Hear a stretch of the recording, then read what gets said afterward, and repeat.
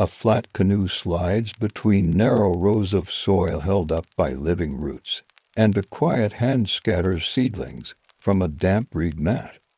Water taps back into the canal like a small clock. Whenever you're ready to drift off, let your breath grow easy and your shoulders soften. Tonight, let's quietly explore the kind of work that keeps a day steady and kind. We will begin in a floating field at dawn where earth rides on willow and vegetables share the same bed. Then we'll sit in temple shade while a patient carver lifts flowers from sandstone, one grain at a time. After that, we'll walk a very long haul in a maritime city, where hemp learns to twist into rope with tar and tallow. Last, we'll climb a spiral stair to a glass room over the sea, where a lantern and a ledger keep company with the night. The pacing will be slow. The words will be simple. Each scene will be soft and safe for sleep. We will notice hands and tools, small sounds, quiet textures, and the way ordinary things become dependable with practice. Nothing sudden, nothing sharp. Only steady work, well done.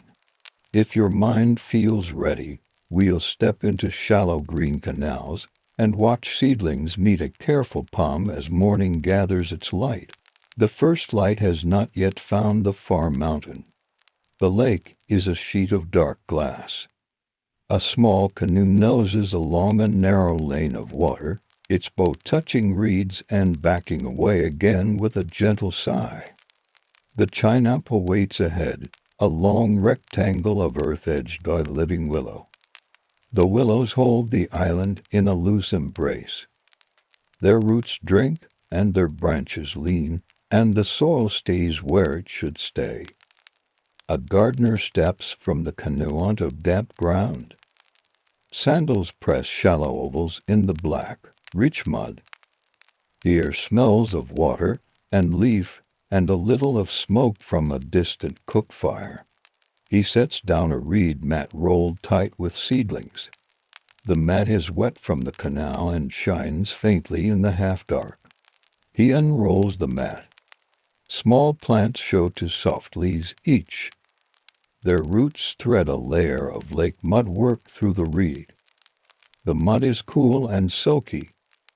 It carries the quiet strength of the lake bed. In this place, people have lifted muck from the bottom for generations, setting it to dry in neat cakes and laying it back on the Chinampas to feed the soil. The practice is simple. It is also wise. The lake offers, the garden answers. He kneels. His knees sink a little. He lifts one seedling by the stem and holds the root in his other hand. The root is pale and thin as a clean thread. He dips it into a clay bowl of canal water, then presses it into a straight line he has brushed into the bed. The line runs, arrow true, from one willow to the next. A cord stretched between two pegs marks the row. The pegs are maguey wood. The cord is maguey fiber twisted yesterday by his cousin and rubbed with a touch of beeswax so it holds without biting the fingers. He plants the second seedling, then the third. His breath is slow and even. The only sounds are a distant heron, a small splash, perhaps a fish, and the soft pack of soil around each root. A pointed paddle rests across the canoe's gunwales. A long pole leans against a short willow stake. The pole will move later, when he shifts the canoe between rows to fetch more water. For now he works by the line and lets the sky pale by degrees. On this bed, maize will rise taller than a man. Beans will climb its stalks and share their gift with the soil. Squash will spread its broad leaves to shade the ground and keep it cool. 3 plants, 1 place. Milpa, Some call it the companion planting that feeds both people and earth. In a quiet side note for us, this partnership of maize, beans, and squash appears in many lands of the Americas. Here, on floating fields, it meets water and willow and becomes a kind of raft for food. A gourd ladle hangs from a peg near his knee. He dips it into the canal and lets a thin arc fall along the row. The water darkens the soil and carries a faint scent of algae and clean clay. Drops strike leaf, then slip away. The seedlings settle. He dips again and moves one arm span down the line. Each motion is small and exact. Each motion is the echo of many mornings. Across the canal, another Chinampa lies quiet, its path still smooth from the evening rake. A woman there lifts a mat of herbs epizode and cilantro grown from seeds scattered close like a green rock. She rolls the mat halfway, cuts a neat edge with a thin obsidian blade, and lays the cut piece into a low basket. The blade makes a sound like a whisper. The basket is bark on a reed frame, light but strong and lined with damp cloth so the herbs stay fresh when the sun arrives. Egret feet touch silt near the bank. One bird stands and folds its neck like a poem. In the willow above, the first light shows in a brief silver edge on the long leaves. The gardener straightens and rubs a bit of soil between finger and thumb to feel the grit. He smiles. The texture is right. Not too fine. Not too heavy. It will breathe when the day warms. He moves to the next bed. This one holds mounded hills already made, domes a hand high spaced like quiet beats of a drum. He presses 3 seeds into each hill, 1 maize, 1 bean, 1 squash, and pats the top with his palm. He does not hurry. He listens to the small sounds his work makes. The pat of the hill. The tiny click of a seed in a bowl. The faint creak of the willow when a light wind goes by. A boy, perhaps 10 years old, paddles a narrow canoe from the far lane. The canoe carries a basket of China middle short willow cuttings, fresh and green. He lifts one and presses it into the soft edge of the Chinampa with both hands, twisting a little so the bark does not tear. The cuttings will root where water and soil meet. They will strengthen the rim and mark the path.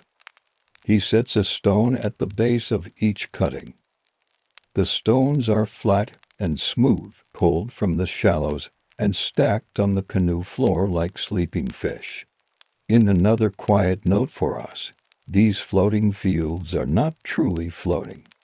They are secured to the lake bed by stakes and roots. But to a visitor, they seem to ride the water, and the name that has reached many languages suggests that motion. They are fields designed to be fed by canals and protected by living edges. They are gardens taught to be patient with flood and drought. The gardener checks the small clay jar of ground shells and lake salt he keeps by the path. He will sprinkle a pinch near the squash hills later, a habit taught by his grandmother. A little mineral, she said, helps the first leaves stay brave when the sun climbs hard. He does not measure with a scale. He measures with memory. The jar is nearly full. That is good. The jars are made in a village on the far shore. He traded dried chilies and a woven wrist cord for them last market day. He lifts the gourd ladle again and watches the surface of the canal for a sign of scum. It is thin today, a green fringe near the reeds. If it thickens next week, he will scoop some with a net and let it dry on a mat. Mixed into the bed, it feeds the soil too. Nothing here is lost if someone pays attention. The sky brightens to a soft blue. The volcanoes to the east hold a rosy band, and then let it go. A small breeze finds the water and lays short lines across it. He plants the last seedling of the mat, rolls the reed up again, and ties it with a maguey cord. The roll is lighter now and drips less. He sets it upright to dry. Before he moves on, he takes a moment with his tools. He wipes the obsidian blade on a strip of cloth. He checks the cord between the pegs. He pushes one peg down a finger deeper so the line stays true. He runs a palm along the row he has made and feels the small bumps where each plant sits. This touch does not change anything. It is only a way to say the row is ready. It is his way. A basket waits in the canoe with a few ears of last season's maize, roasted and cooled. He will eat one later with a sprinkle of salt and a sip of water from the gourd.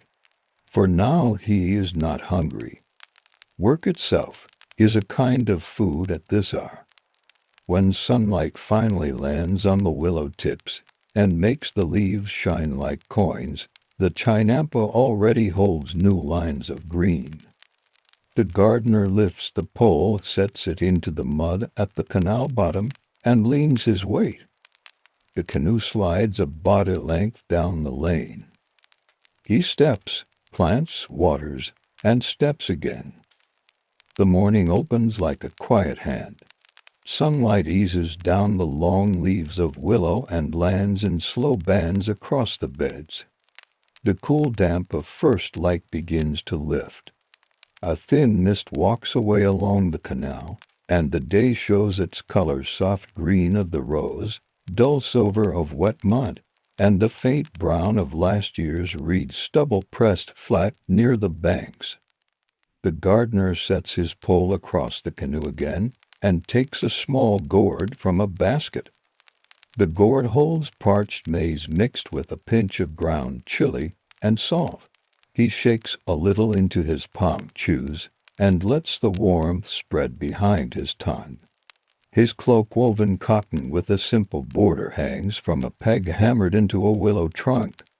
The cloth is plain but clean. It smells of smoke and soap root. Sandals tie above the ankle with maguey cord, the knots quick and tidy from long practice. He looks over the Chinampa the way a reader looks over a page. He is not counting. He is listening with his eyes. Where the soil is too wet, he sees a small shine. Where a seedling leans, he sees a shadow line that is not like the others. Where a beetle has cut a sleeve from a leaf, he sees the lace. None of these are surprises. They are the ordinary pieces of a day.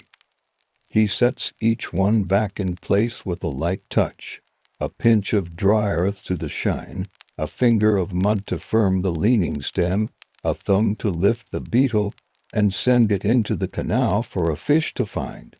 At the far corner, near a willow that carries a faint scar from a storm 3 winters ago, he keeps a low rack of drying cakes.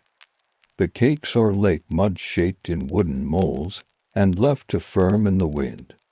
When they are ready, he will lay them between the rows as a soft wall that holds moisture and feeds the roots. In a quiet side note, this cycle, lifting soot, shaping it, and returning it to the bed, lets the soil keep giving without tiring. It is old knowledge, passed along by hands, not by books. He steps onto the canoe and pushes once with the pole. The bow glides along the bank and stops with a gentle kiss of reed. He crouches and lifts a shallow basket woven from tulle. The basket is lined with a thin layer of old leaves. Within lie pieces of last year's stalks, crushed and dry. He scatters a handful around the base of the maize hills he'd planted earlier. The mulch darkens with a little water and settles like a small blanket. When the sun climbs, the blanket will keep the ground from hardening. The squash vines will cover it soon, but for now the blanket is a promise. A neighbor calls softly from the next lane, a sound no louder than a bird. It is not a greeting that needs an answer, only a note that says, "I am here too."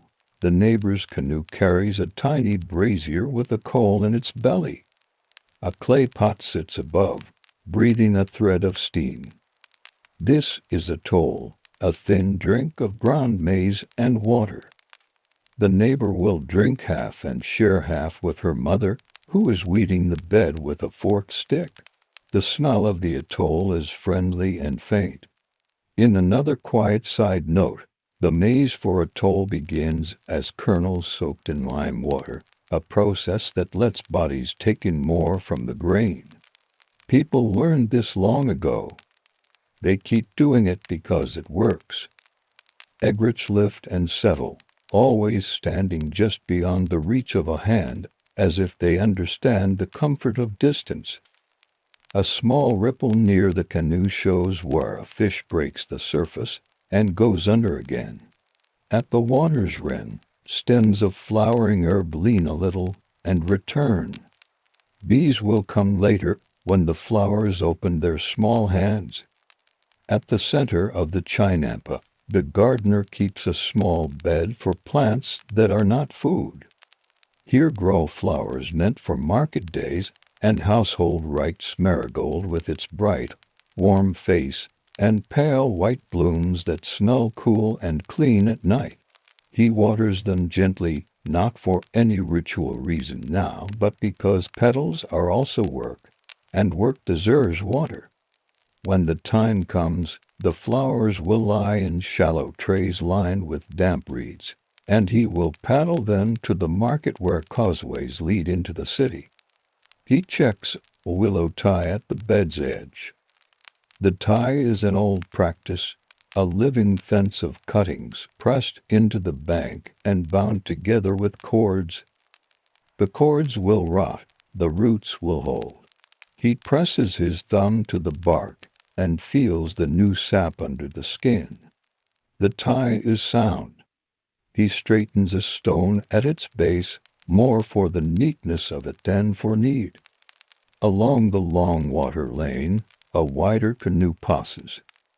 Two people stand, one guiding the long pole, the other steady with a flat rake. They are collecting duckweed from the surface, sweeping it into the canoe's belly where it gathers in a bright green pile. Later, they will spread it at the back of their beds to dry. It will become part of the feeding when they lift new silt. Nothing here moves only once. On his own bed again, the gardener kneels to a patch of amaranth sprouting like a fine green mist. He draws a shallow line with a stick to set the border, then pinches out small clusters so the rest can grow well. He keeps the pinch in a clay cup. The tender sprouts will be cooked quickly at home with a little salt and a squeeze of lime fruit if there is one in the jar. The cup fills slowly. This, too, is part of the work, a meal set aside bit by bit while the larger tasks go on. A heron calls. The note crosses the canal and hangs over the beds like a blue thread. The gardener stands, stretches his back, and looks toward the city. Stone and white stucco rest low on the horizon. Causeways run like ribbons over water, and beyond them, more Chinampas braid together until the green meets the far shore. The morning is awake now, but it is not yet busy. He returns to tools and mending.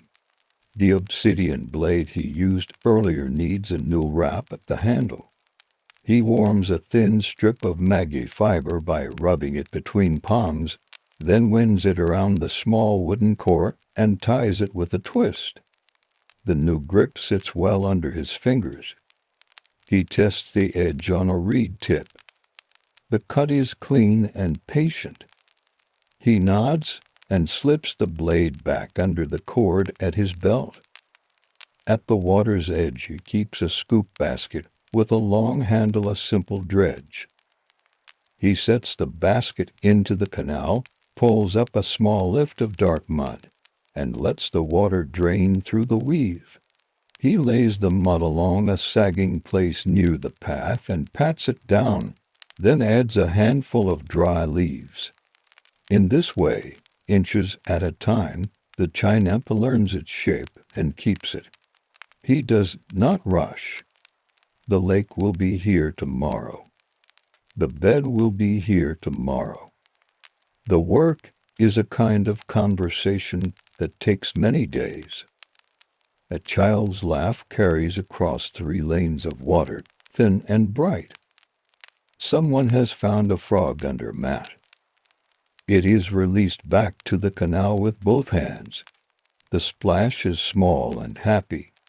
The gardener smiles and says nothing. He pours another gourd of water onto the maize hills and watches the soil drink. He looks up and studies the sky. A few high clouds slide from the east, thin as the skin of boiled milk. The breeze from the south smells slightly of open water, not of the marsh. He notes these things the way he notes the tilt of a leaf. If the breeze freshens by midday, he will pull a reed screen over the most tender seedlings to teach them to bend, not break. If the breeze stays polite, he will leave them to learn on their own. Either choice is simple. The decision rests on a feel he has learned by living here. Before he finishes this stretch of rows, he opens a small pouch of saved seed. He does not take much. He tips a few into his palm and returns the rest to the pouch, tying it with a loop. The seeds came from last year's sweetest ears, chosen not by luck but by taste and look. This is how the family keeps the line they love, a quiet selection made in kitchens, not courts.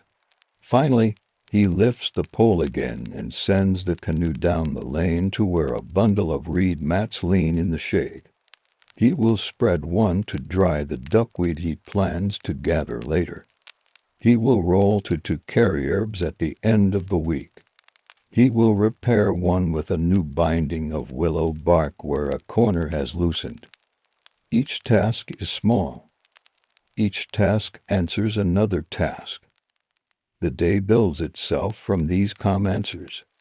The sun climbs a hand's width and brightens the water lanes to a color like beacon tin. The Chinampa holds its dap shine.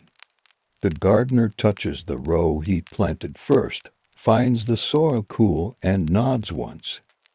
The morning has found its shape. By mid-morning, light has softened the damp edges of the beds. Shadows shorten. The willow leaves show their paler undersides for a moment when a breeze slides along the canal. The gardener moves with that same easy measure.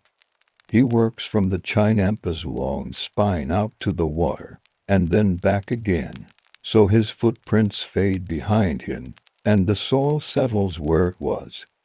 He kneels at the nursery corner where reed mats hold a thin skin of mud and a tight city of small roots. These are the youngest plant amaranth chilies, a little patch of herbs with fine, clean scents. He dips his fingers into the mat and lifts a square no larger than his palm. Water drips once, twice, and stops. He sets the square into a waiting trench, eases it down, and tucks soil along the edges, as if making a bed for a sleeping child. The trench itself is shallow and straight, marked by a taut string stretched between 2 sticks.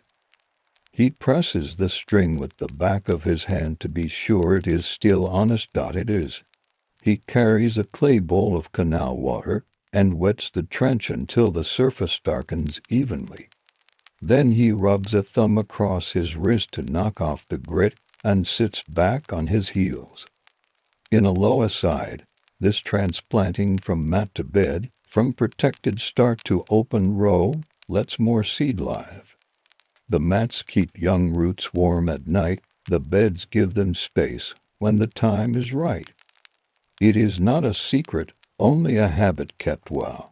A canoe comes gliding down the lane and draws alongside the willow tie. In it stands a cousin from a neighboring plot. They speak softly, as if words were another part of the water. The cousin sets a small basket on the bank, a few chilacayote seeds saved for their sweetness, and 3 cuttings of a climbing bean that does well against wind. In return, the gardener passes over a bundle of leek-like greens and a gourd of duckweed dried and crumbled for mulch. They nod, say a simple thank you with their eyes, and the canoe moves on, the pole making smooth circles under the surface. He turns to the maize hills again. The earliest leaves carry a faint dust of gray where the morning mist left its breath. He slides a reed screen from the stack, opens it flat, and sets it at an angle on the south side of the tender row. The screen throws a shade that moves gently with the sun. He props it with short pegs cut from a willow branch. The pegs still smell green. If the breeze grows sharper later, he will add another screen. If not, this will be enough. Next he minds the water paths that feed the bed. A narrow furrow runs from the canal and then splits right and left like a forked tongue. He presses the split with his heel to raise a little dam and shift the flow more strongly to the drier side. He watches the thin current travel and then settle. The sound is small, like silk being folded. From another pouch, he shakes out a pinch of ground blossoms and scatters them where he saw a line of ants earlier. The ants reconsider their road. They are not harmed. They simply go elsewhere. The bed is not a place for their houses today. At the far bank, he kneels to the living fence. The willows have taken well, but a short gap lies where cutting failed. He chooses a switch with a good root nub, scores the base with a shell to wake it, and drives it into the damp bank with a stone mallet. He ties the switch to its neighbor with maguey fiber, not too tight, so the bark can thicken. He rakes back a collar of soil and leaves. With summer rains, the switch will knit into the fence. In time, the cord will rot and fall, and the roots will hold on their own. The fence is a promise he makes to the bed against careless waves and hungry feet. From a basket at the path's edge, he takes out a small bundle wrapped in cotton cloth. Inside sits a tamal, warm from a pot that rode in the canoe under a folded cloak. He opens it and eats slowly maize and a little herb, nothing rich. He drinks water from a gourd, pours a little into his palm, and lets the last sip slide onto the soil. It is not a ceremony, only a way of returning the taste to the place that feeds him. The sun creeps higher. On the other side of the water lane, a woman threads a line between stakes and trains young squash to follow it. The wide leaves find the line with simple faith. Bees arrive, not many, just enough, their legs carrying dust the color of warm gold. Somewhere, a boy claps his hands at a heron and laughs at the slow, elegant flap of wings that answers him.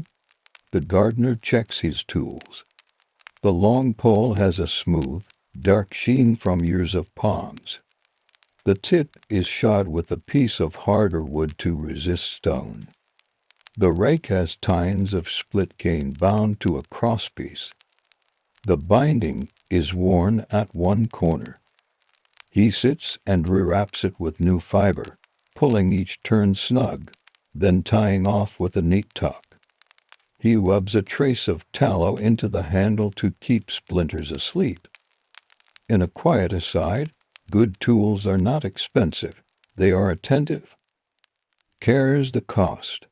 He pushes off again and rides the canoe to the dredging place where the canal bends.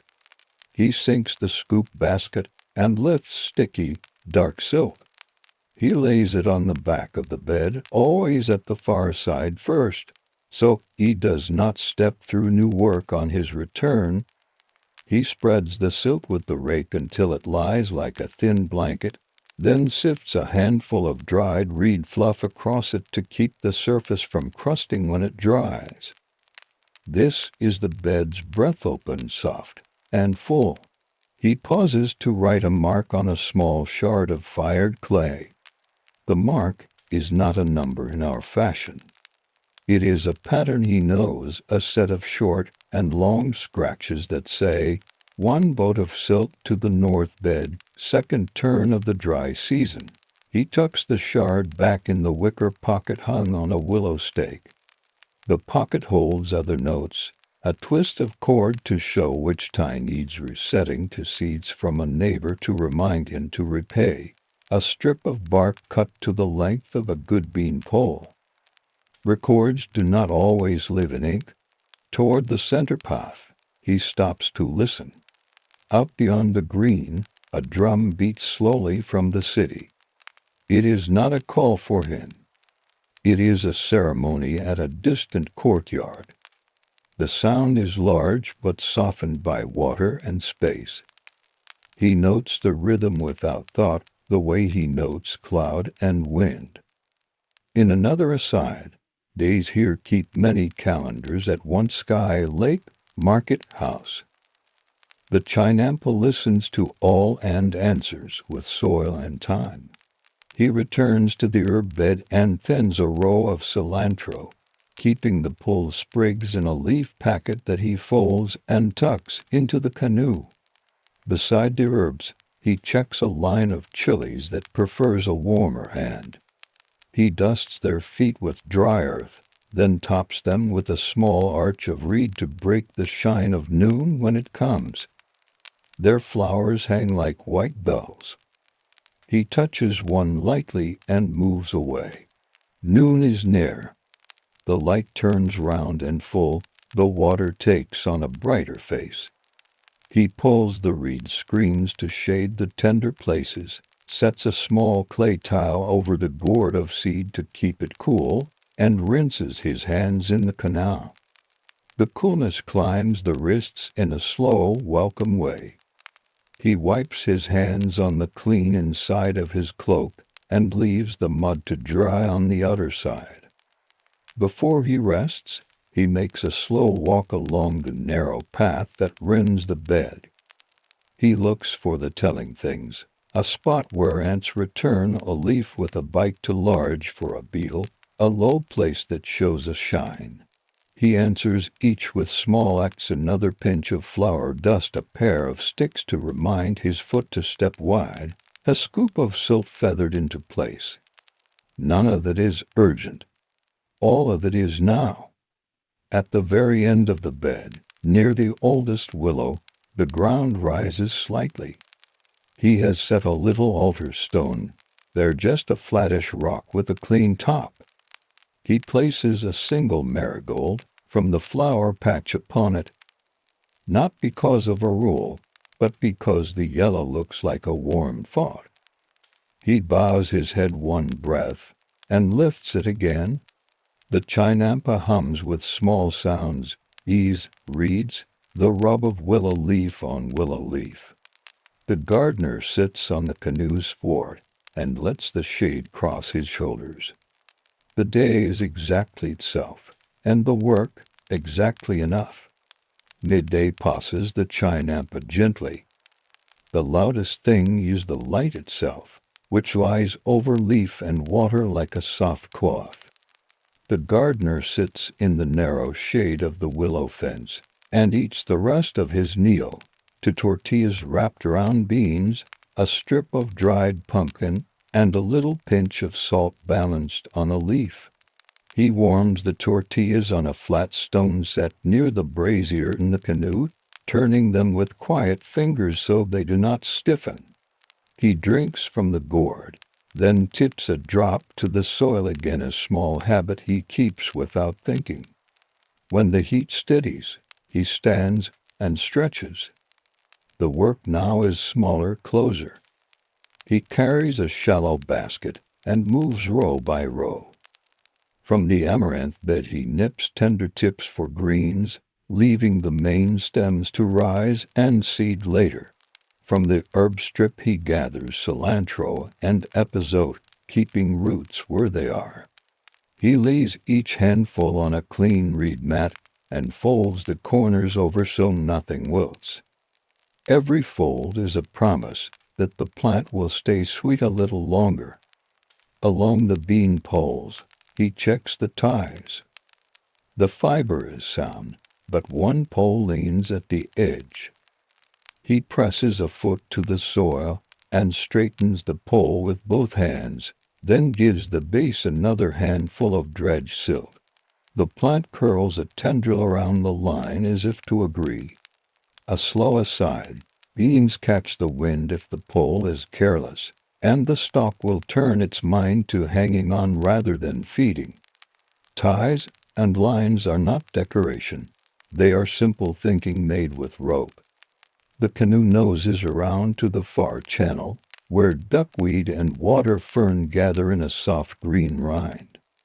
He dips the flat basket, slides it under the plants, and lifts. The wet sheet folds on itself like silk. He lays the mass along the bed's back edge as a cool mulch and pats it into place with the rake. The smell is fresh and a little sweet. In a day or two it will darken and slip into the soil.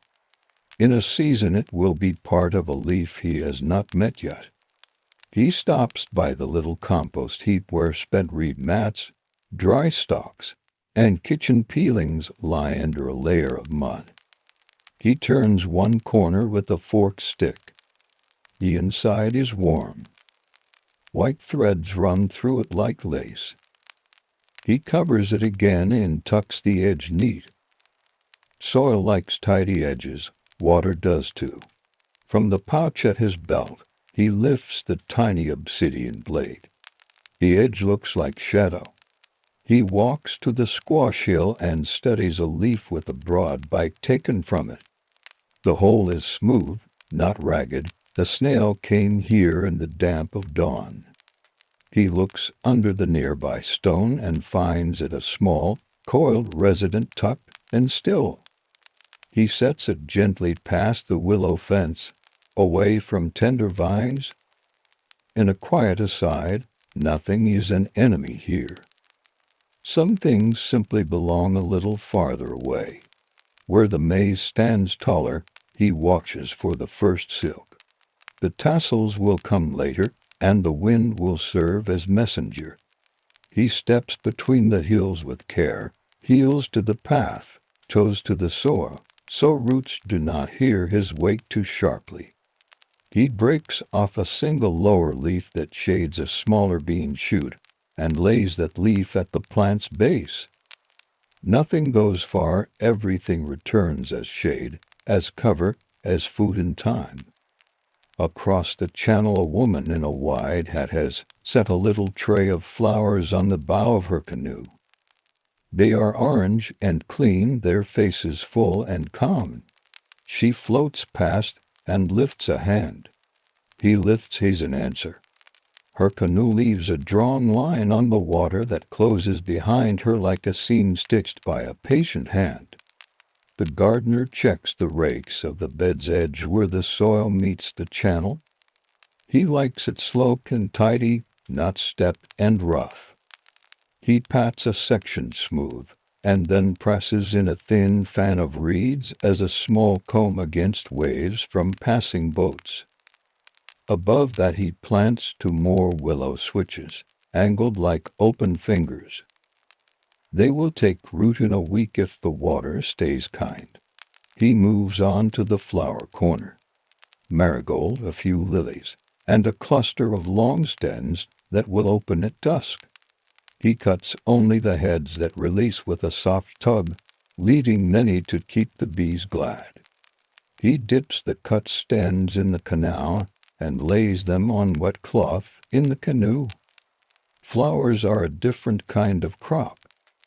They feed other things sight, scent, the feeling that a room is paying attention.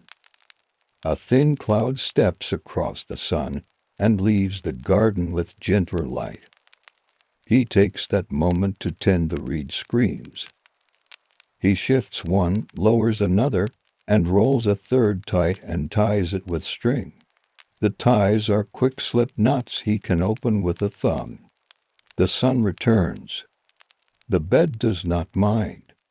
It wears its sheet like a hat that does not fall off. From the willow pocket he draws the clay shard and makes another small score, a bent mark that only he would read. It says the bean row now holds its line, and the eastern edge is most.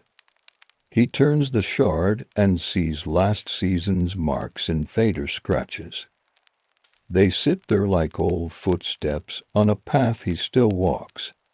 In the canal, small fish flit bright and then are still. He lowers a woven fish funnel with a stone tied to its lip, not as a hunt, only as a test. If it fills a little by late afternoon, there will be a pan of tiny fish cooked with herbs. If not, there will be beans and squash, and no one will be poorer for it. He returns to the nursery corner to start a new mat. He lays a clean sheet of reeds on the ground and spreads a thin layer of mud pulled from the silt heap. He crumbles it through his fingers so no clumps hide in it. He sprinkles the surface with water that has stood long enough to lose its chill. Then he presses in a neat grid of seeds with the edge of a stick, 3 fingers apart, a line length he knows without measuring. He dusts the top with a whisper of soil and lays a thin cover mat loose above to soften the sun and break the quick tongue of rain when rain comes. In a quiet aside, new mats are a promise to the next week, a small calendar written in roots. Later in the afternoon, he pulls the canoe along the central lane and stops under the shade of a willow arch. He sits and mends. The net has a hole the size of a pond. He loops new fiber into the old knots, counting gently, over, through, around, and back. He tests the square with a finger and moves to the next. A dragonfly rests on the gunwale, its wings like glass windows. It lifts and sets down twice, as if agreeing to the repair. From the distance, a rattle of hollow gourds signals a vendor canoe going toward the market landing. The gardener watches it pass, baskets of greens, a small bundle of firewood.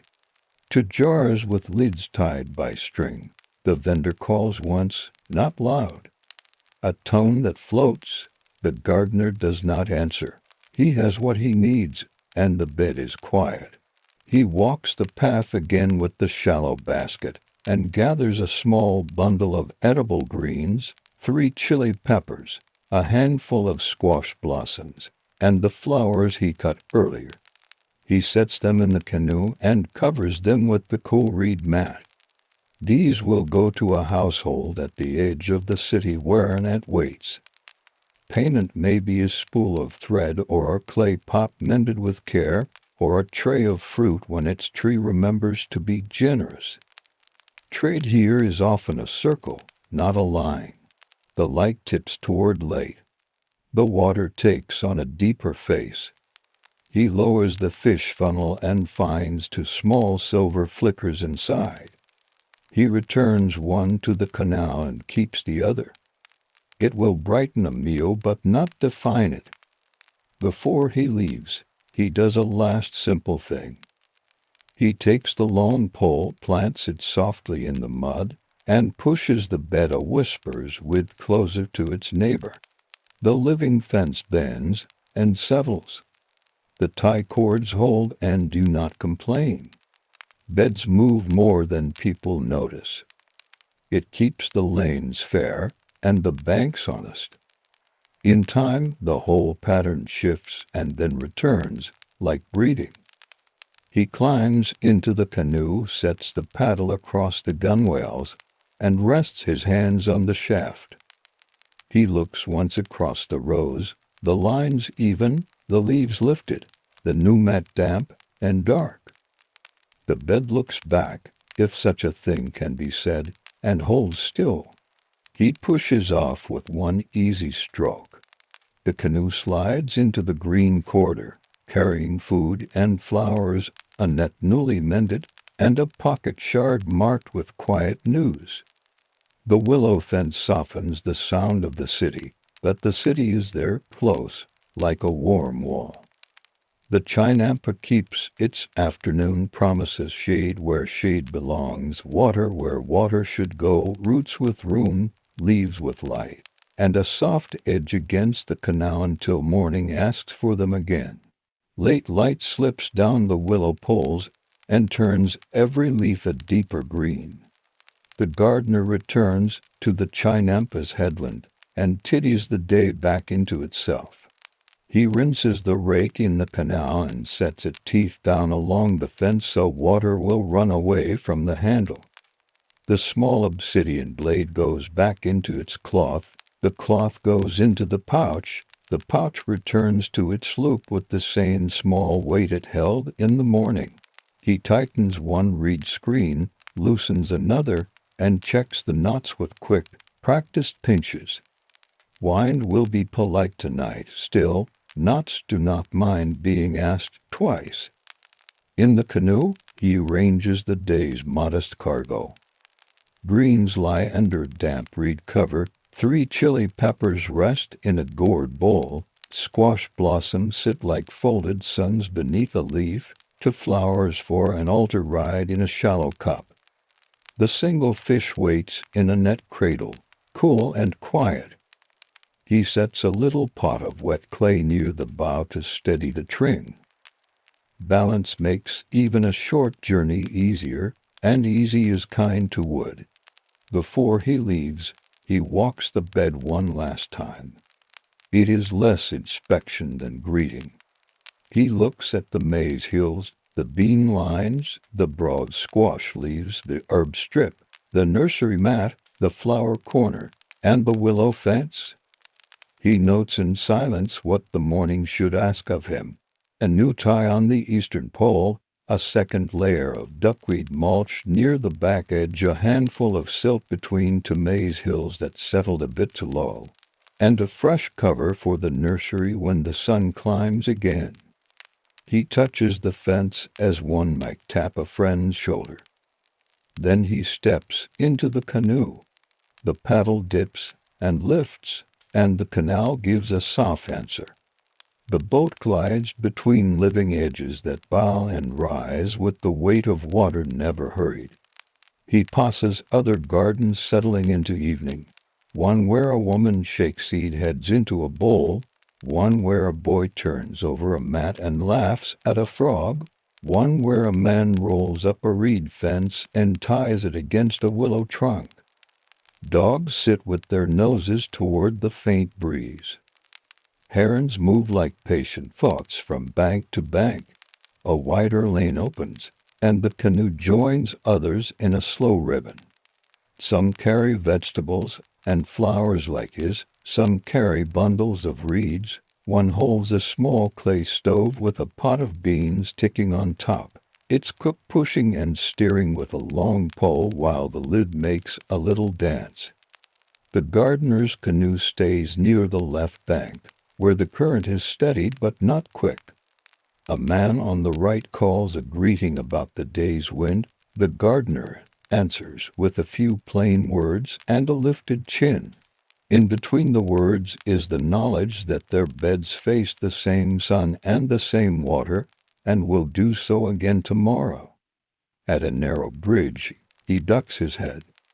The canoe's bow kisses the shade under the planks and then returns to light. He pauses beneath a walkway where sandals whisper overhead, then under a line of hanging baskets where herbs dry in tidy bundles. He breathes in their soft sharpness and thinks without hurry of adding one more herb strip along the far corner when the mat there is ready. The canal widens again, and the city's quiet nearness grows. A distant market bell, a light clap of paddle against a boat's side, the easy murmur of people talking about ordinary things solved. Thread, a pot for cooking, a pot for storing. A pot that has seen better days and might see one more if mended.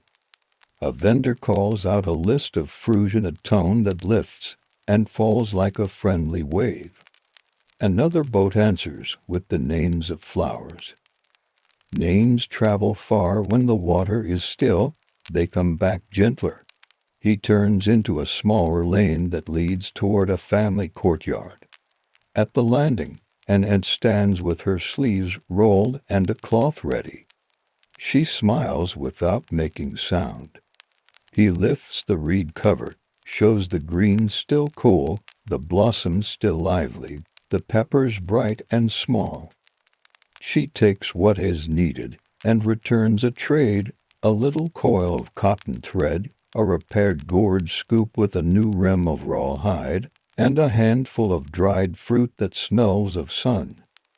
The exchange takes few words and many small touches of mat, of bowl, of hand to hand.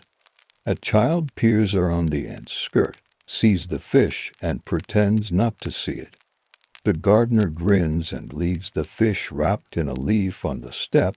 A meal will be happier for its company.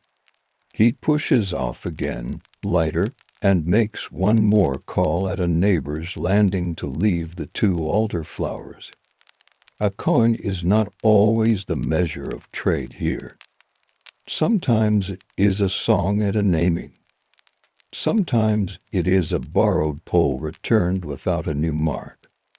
Sometimes it is a string of roasted chilies drying on a line with a silent invitation to take one. Dusk begins to braid itself with the canals. Water, leaf, and sky agree on softer colors. He steers back through the green corridors toward his own small house, a clean-walled place with a hearth that remembers every fire that has warmed it. He ties the canoe at its usual post with a slip knot he could open in the dark. He lifts the reed mat cover and carries the last of the greens inside. The room smells of clay and wood and the faint sweetness of a dried gourd. He rinses his hands in a bowl, and the day lifts from them in a thin cloud of water. He lights a small lamp and feeds it with a patient drop of oil. He warms a pan and lays in the greens with a spoon of water and a whisper of salt.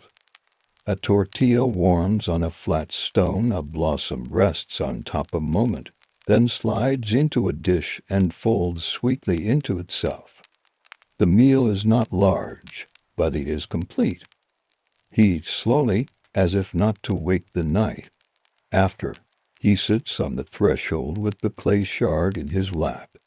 By lamplight he scratches a few more marks, tidy ones that remember what he saw and what he did, and a short curl that says, simply, quiet.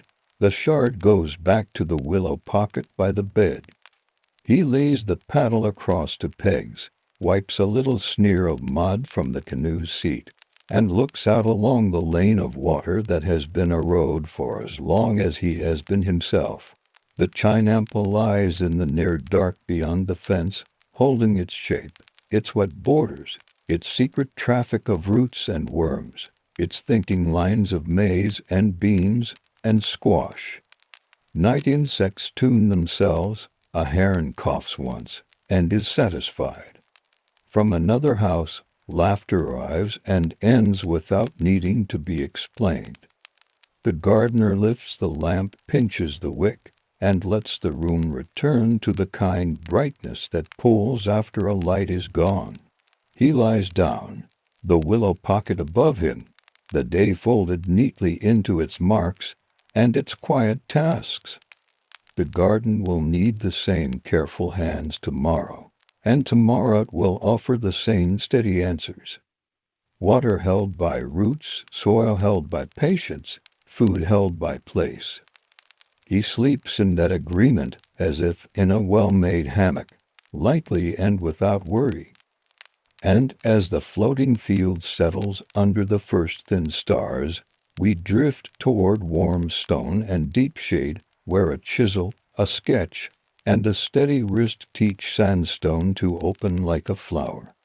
Let us arrive in the mild hour before the first shouts from the quarry road, when the courtyard is a shallow bowl of pearly light, and breath hangs close to the surface of the sandstone. Here Carver sits cross-legged on a mat, exactly where yesterday ended. In front of him waits a block already skinned and squared, pale as cooled bread, its face rubbed smooth with a wetted palm and a scrap of cloth.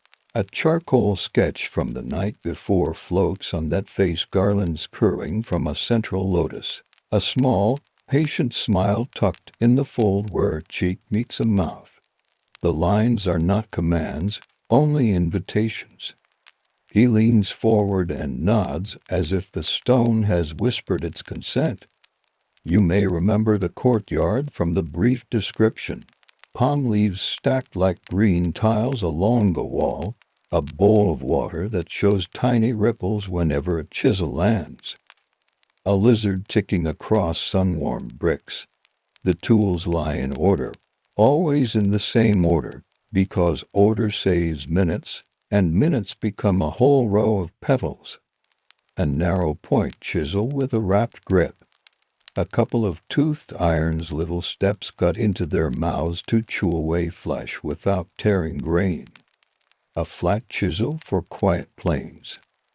A wooden mallet whose face is rounded as a kneecap from years of tapping. A small pumice pebble, smooth as a river egg. A brush made of rushes for lifting dust from a curve before dust remembers to settle. He starts the day by listening. That means 3 gentle taps against the very edge of the block, where waste will later be lifted away. He wants to hear the stone's mood. Sandstone holds water like memory. If it has drunk too much night, it will sound a little thick. If it is to dry, it will sing higher, as if thin. Today the note is low and friendly. He draws a breath, touches his forehead, and begins with the point. The first cuts are small, dots along the charcoal, making a constellation he can follow after the drawing fades. This dotted line will last even if wind, sweat, and brush steal the black away. Each dot is a promise to return. The courtyard warms by a finger's width. A boy from the next bench crosses with an oiled cloth and nods.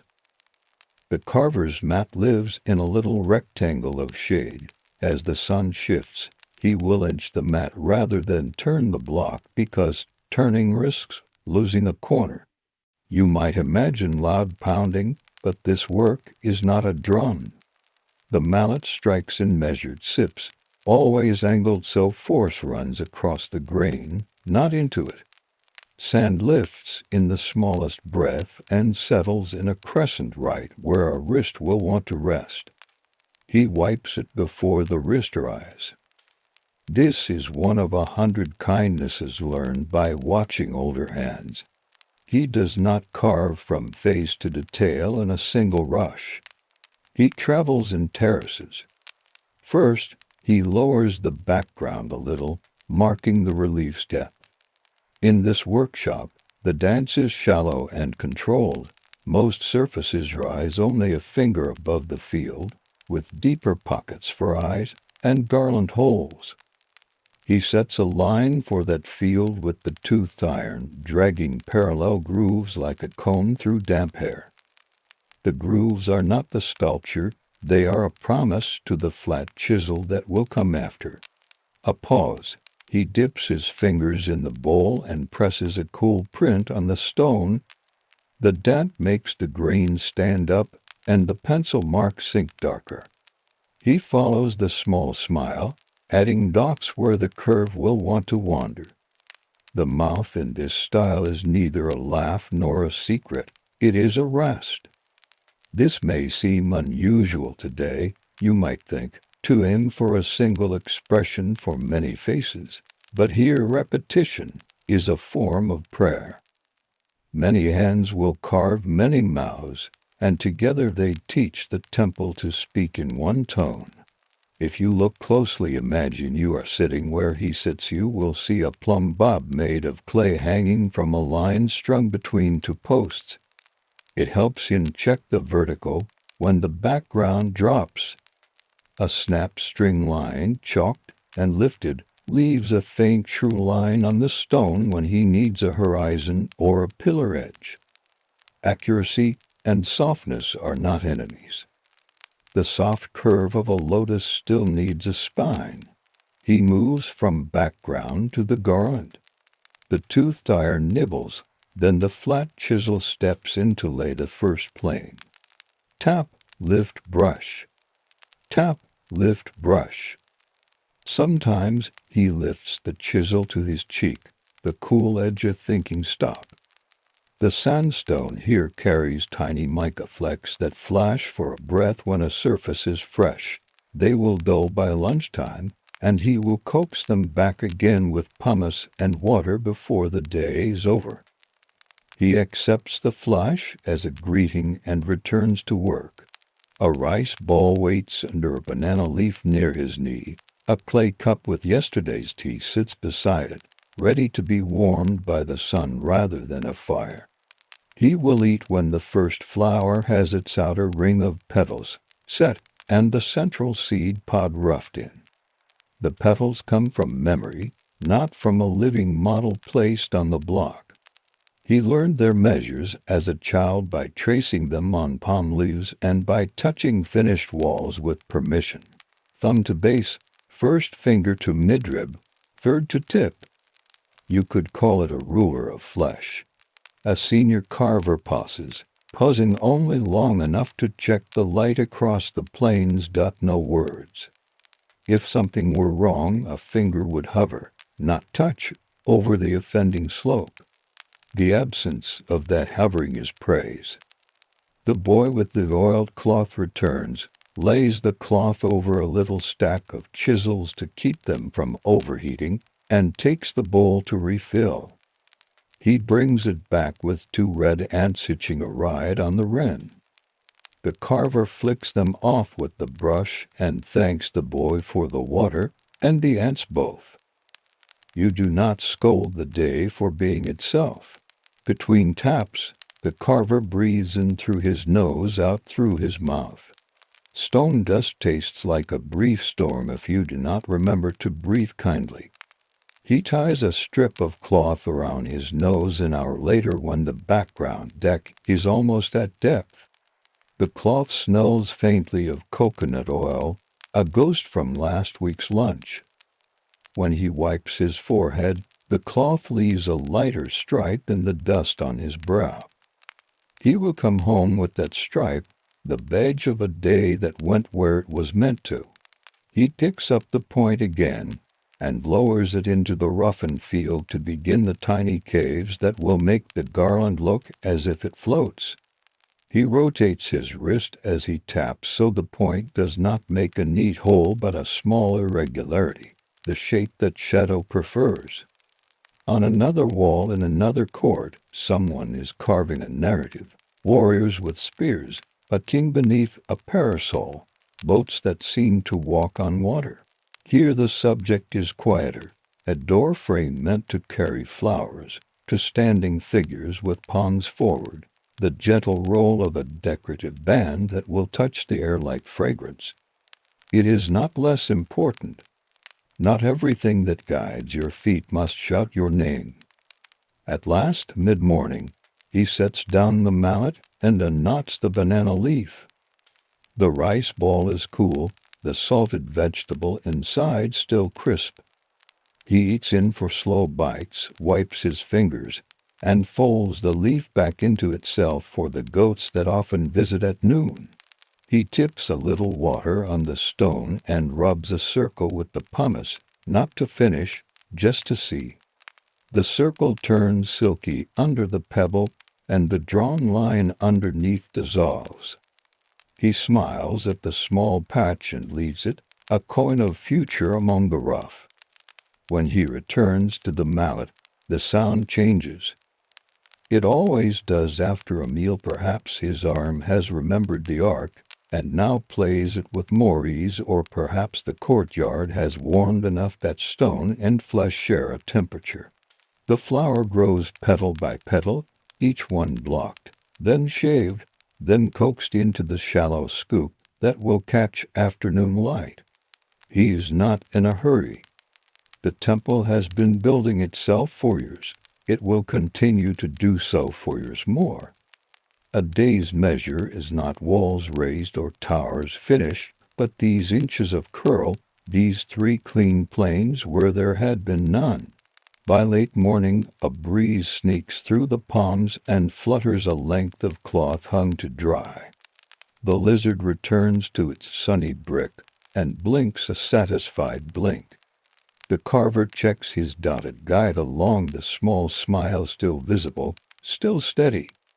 He taps lightly along the lip's edge, setting the plane that will later accept the tiniest softening.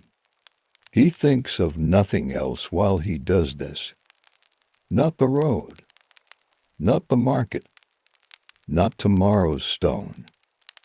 Only the line, and how a breath will someday need it when a passerby pauses and lets their eyes rest. The bowl ripples again with each strike. In its surface, the sky trembles, and then calms, trembles, and calms. The work follows that same rhythm, a little trouble, a little peace, a little removing, a little revealing. He brushes the dust away from the cheek curve, lows once, and lets the stone answer with its very quiet yes.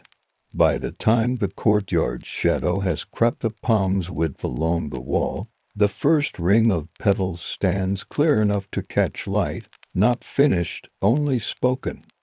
The carver leans back on his heels and rolls his shoulders, feeling the fine grit that always works under the linen at his elbows. He reaches for a small bamboo gauge, 2 notches cut into its sides, a simple memory aid for width and depth, and sets it across opposing petals. Balance matters. In this repertoire, symmetry is a kind of kindness. It makes the wall quiet to the eye. He nicks a dot where one petal needs to gain a grain's breadth, another where a neighbor should surrender the same. He lifts the toothed iron again, but now its work is gentler. It takes only the whisper of a pass to break the slickness left by the flat chisel, so that pumice will later read the curve with ease. The Malay's taps sound like slow rain on a far roof. Each impact is angled to send force along the plane, never into it. Sand lifts, settles, sighs. A breath through cloth. A soft brush to collect the small dunes before they grow under his wrist. When the outer ring looks even, he drops the level of the field between petals by the thickness of a dried leaf. This widening of shadow will make the petals feel separate without the hazard of deep undercutting. Deep cuts are for last days and closed rooms, not for mid-morning in a courtyard where goats might invent their own inspection. He leaves tiny bridges of stone in the tightest throats of the garland to hold strength through afternoon. They will disappear when polish comes. The boy returns with a sliver of whetstone in a shallow dish. The carver smiles and sets a narrow chisel to the stone with a few slow passes, turning it just enough that the bevel learns a tiny bright stripe. No oil. Water is kindly to both stone and tool in this climate. He tests the edge with the pad of his thumb, not by touching the sharp, but by feeling how the bevel slides before it stops. A good edge announces itself with silence. Close to noon, the workshop slows. Some benches rest their tools under cloth, others push on to finish a thought. The senior carver moves along the row again, this time with a slim palm leaf template clipped between forefinger and thumb. He holds it over a portion of the garland, not to replace the hand, only to remind the hand of proportion. In this place and hour, a template is not a demand but a guide, like a line hummed under a melody. He nods once and places the leaf on the mat for anyone to borrow. The leaf is pricked with tiny holes along a standard petal, a dot to dot that becomes a quick check when chalk dust is tapped through. Our carver does not need it just now. He has made this ring often, and his fingers know the arithmetic warm. He marks the midrib of each petal with the faintest ridge, scarcely the thickness of a hair. Later, when light comes from the side, that ridge will be what tells the eye here. He uses a very narrow flat, kissing the stone more than cutting it, and then drags the pumice once to soften the ridge before it thinks to show off. He turns to the small smile. Here the work is slow for another reason. Faces hold the memory of the whole, and a too quick cut can tilt a temple's mood. He places a finger just under the lip on the field to keep his hand low. Cutting from high above encourages a harsh wrist. Two taps at the lower plane of the mouth, 3 more coax a shadow under it, not the shadow of sorrow, just the shade that makes a mouth belong to a face. The corners do not rise. They neither fall. They rest, the way water rests when wind forgets its task. A breeze wanders in. It lowers a corner of the oiled cloth over the chisels and cools the tea in the clay cup. The lizard curls under the palm leaves. From the quarry road, a call carries and then dissolves. The carver shifts, his mat's edge a handspan deeper into shade. He does not turn the block. As before, stability is safety.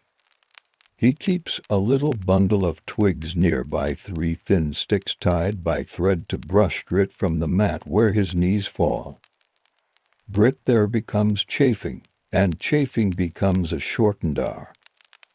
Wisdom sometimes looks like a broom no larger than a fan. He takes up the point and dot lines the hair for one standing figure on the Jan. This hair, in this style, is a geometry of lines that gather without tangling. He maps them with dots first because dots forgive changes.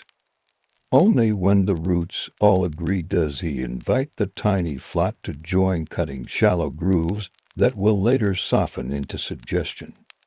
He does not hurry. The temple does not ask for haste, it asks for steadiness.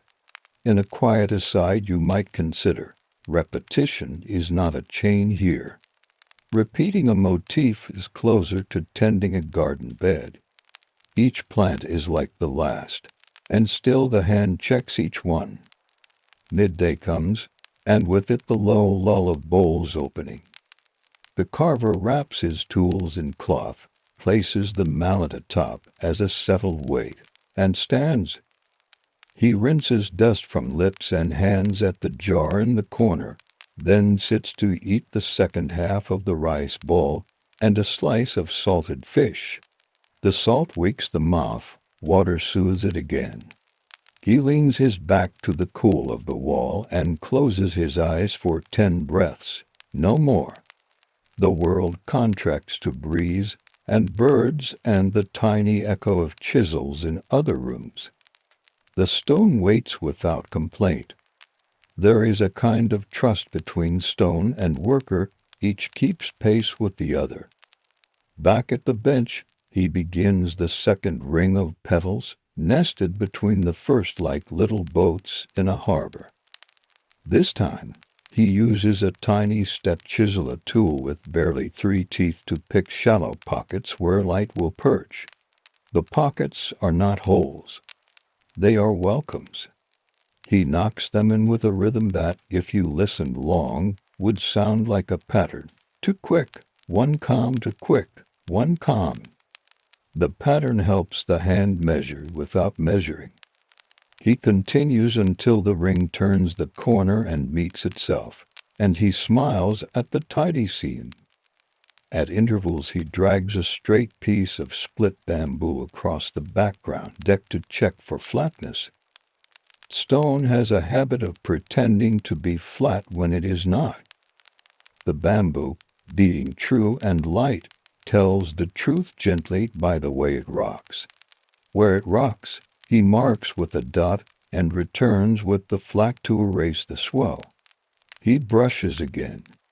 He always brushes. Dust is both the record of work and a hindrance to seeing it. Keeping it moving keeps the eye honest. In the next court, someone has lit a stick of resin.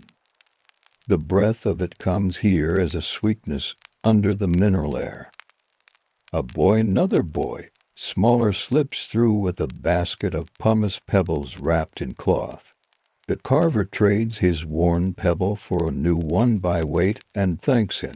These pebbles travel far. Collected from a riverbed where the villagers say the water is fast enough to carry away boredom but slow enough to keep stones smooth. He smiles at the story every time. He sets the pumice to a test patch on the petal's curved skin.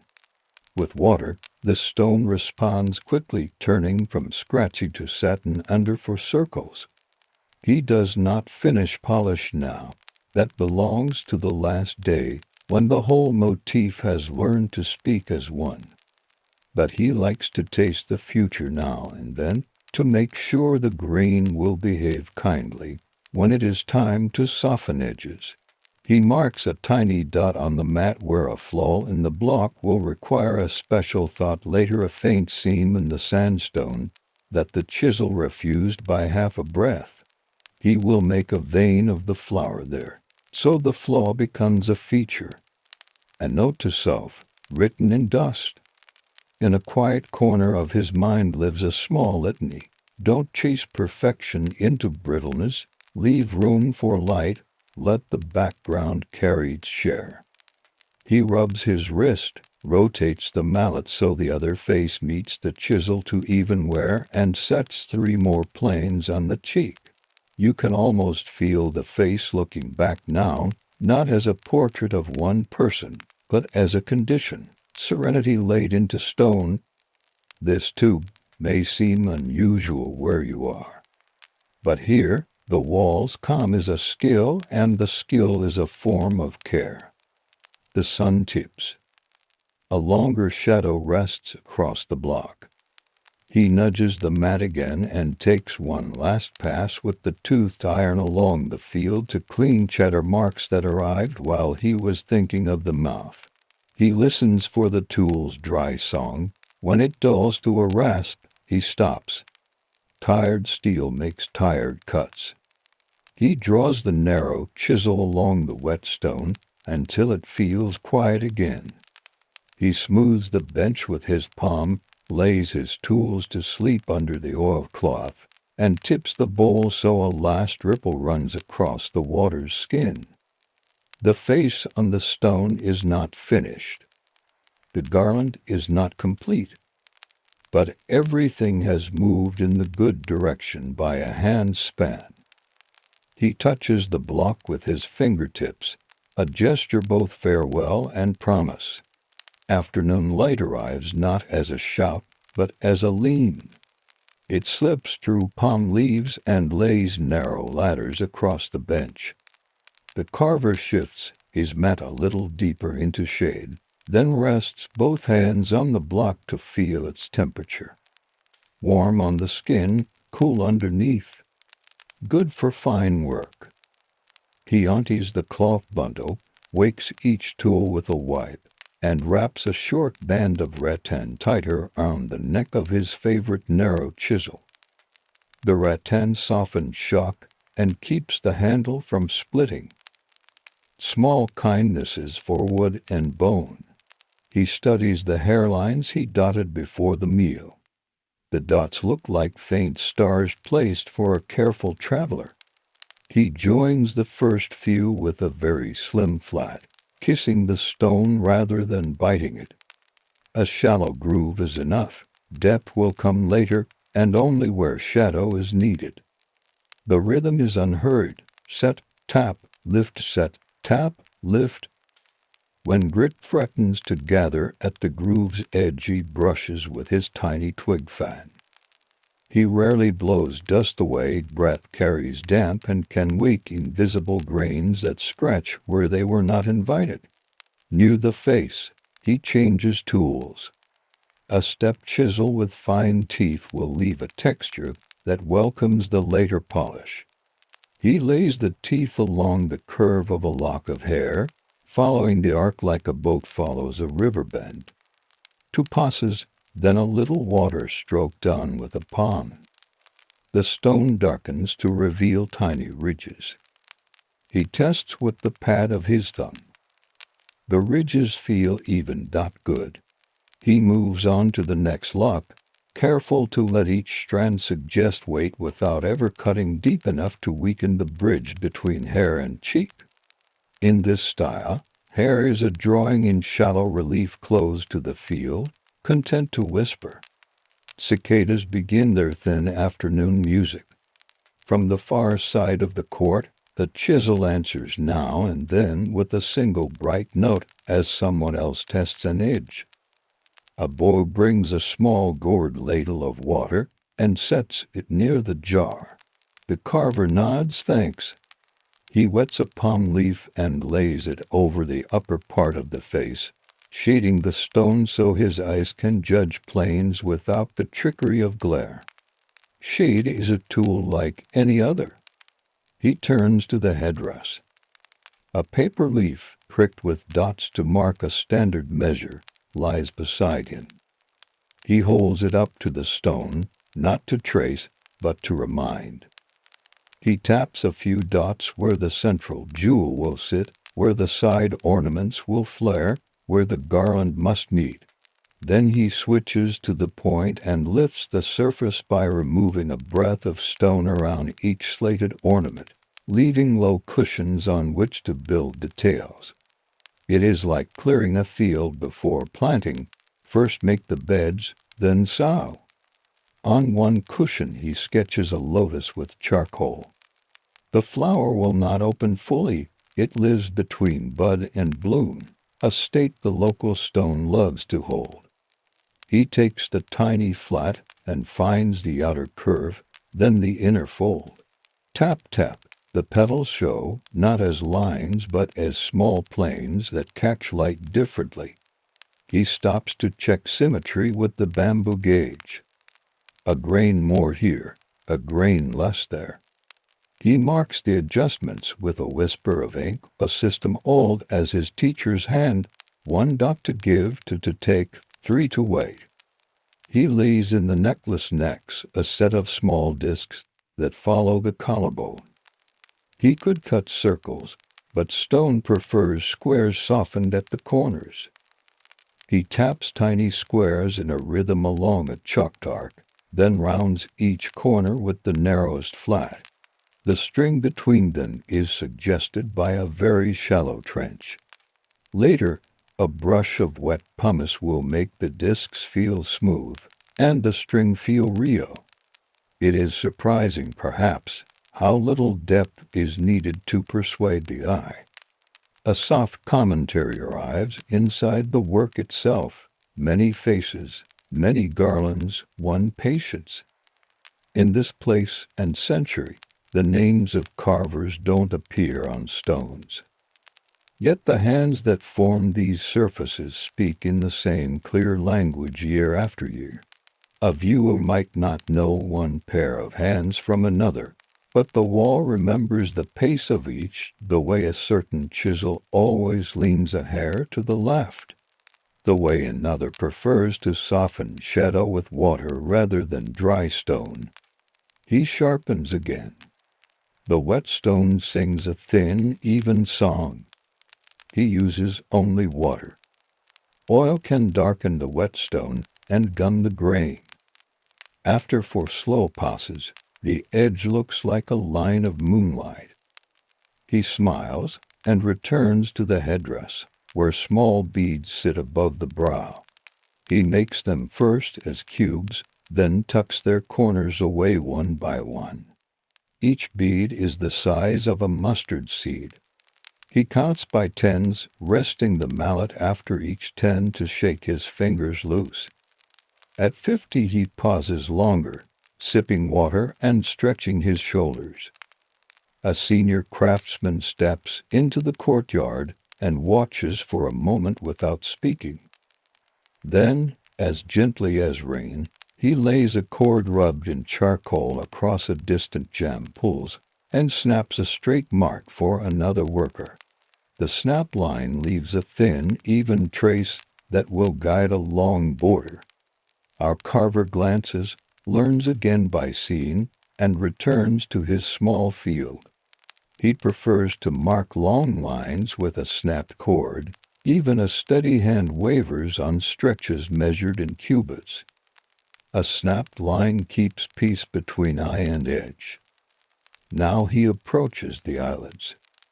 This is work to be done while the body is rested and the stone skin is cool. He lays the narrow flat just above his charcoal line and barely lifts a shaving of stone, less than a fingernail's thickness. Then he draws the tool away and smooths with the soft side of the pumice. He does the lower lid the same way, lower still. The goal is not to carve an eye that stares, but to place 2 planes that agree about light. He reduces the swell of the brow by a grain and checks from an angle. The expression remains calm. The mouth holds its small hush. Good.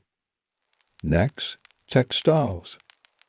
He suggests a fold at the shoulder by setting 2 planes at a shallow angle. He tapers the fold to nothing where it meets the necklace, so he understands which element rests above. He makes a crosshatch texture in 1 small band, not a true cross, only 2 sets of fine lines that catch light differently. This suggests woven cloth without carving threads. Too many lines would turn to noise when the sun moves. He takes up a soft brush of plant fibers and sweeps the whole face. Dust leaves reluctant. Under the brush, the field looks even, the petals look alive, the hair whispers. He wets his hand and lays the palm over the completed section for a breath. The stone cools under skin. He lifts his hand and smiles at the brief dark map it leaves. The map fades quickly. Work continues. A thought for rain arrives. Monsoon water walks every ledge and corner in time. He softens the meeting of the garland and the adjacent fields so water will flow instead of collect. It is one of those practical considerations that hides inside beauty. Most viewers will never notice the small slope, but the slope will save edges from the tinkering of falling water for many seasons. Care looks like this, a barely visible decision that makes durability a companion of grace. He pauses to chew a pinch of betel with lime and leaf. The taste is warm and astringent. He keeps a shard of pottery nearby to spit into. The shard will be discarded at day's end. He rinses his mouth and returns to the block with clean hands. No juice must touch the stone. Shadows lengthen. The lizard returns and blinks from the wall. In the next room, someone laughs softly about a story of a clever fox told at lunch. Then the laugh drifts off like smoke. The carver sets the final small planes of the afternoon, a hint of hollow at the temple, a soft lift at the cheek, a thin notch under the lower lip to make room for a whisper of shadow. When he steps back, the face no longer looks like a list of parts. It looks like resting. He writes a tiny sign to himself in the corner of the mat, a little triangle and dust to mark the next morning's task, undercut the third petal bridge, but only after the neighboring plains are sure. He folds the oiled cloth over the tools, lays the mallet gently on top, and rinses his hands and the pumice pebble. The water in the jar shows a little cloud of stone. The jar forgives it. He wipes the bench with his palm, then with the cloth, and stands to stretch vertebra by vertebra until his chest meets the easy air. As the afternoon cools, the block holds a soft glow. The carver rests his fingertips on the finished part just a touch, no pressure, and thanks the day for its willingness. Late day is a good hour for edges. Heat has loosened its hold, and the stone breathes more evenly. The carver unfolds his cloth again and lays out a smaller company of tools, the fine point, the narrow flat, the tiny step chisel, and a sliver of pumice worn to the shape of a bean. Beside them he sets a folded palm leaf to shade what he is doing, and the bamboo gauge for checking widths. He moistens the surface with 2 fingers, and studies the little triangle drawn in dust on his mat, the reminder he left himself at noon. Undercut the third petal bridge, but only after the neighboring plains are sure. He tests those plains first. The light from the courtyard enters at a shallow angle now, mapping every rise and dip. He runs the flat across the petal's face with no mallet, just hand pressure, letting the edge skin. A sound like silk on wood answers, hardly sound at all. The petal's 2 planes meet in a neat seam. The field around it lies true. He sets the point where the petal meets the headband and removes 3 grains of stone. Then 3 more. The goal is not a cavern, only a narrow shadow under the lip so the petal seems to lift from the ground. He works the underside with the tiny flat, never levering, never prying, only taking away what the shadow asked for. When he draws back, the petal's edge wears a thin ribbon of dust even though the sun still shines. He repeats the patience with 2 more petals. Between passes he wipes the point on oiled cloth and sharpens with 3 slow strokes on the whetstone. The edge glints and then forgets to glint. He prefers edges that look like nothing in particular. Such edges listen. A cicada clicks, falls silent, clicks again. A gecko answers from under the eaves. The world approves of small sounds. Next he strings a border. The long frame surrounding his figure has waited until now, because the center teaches the edges how bold they may be.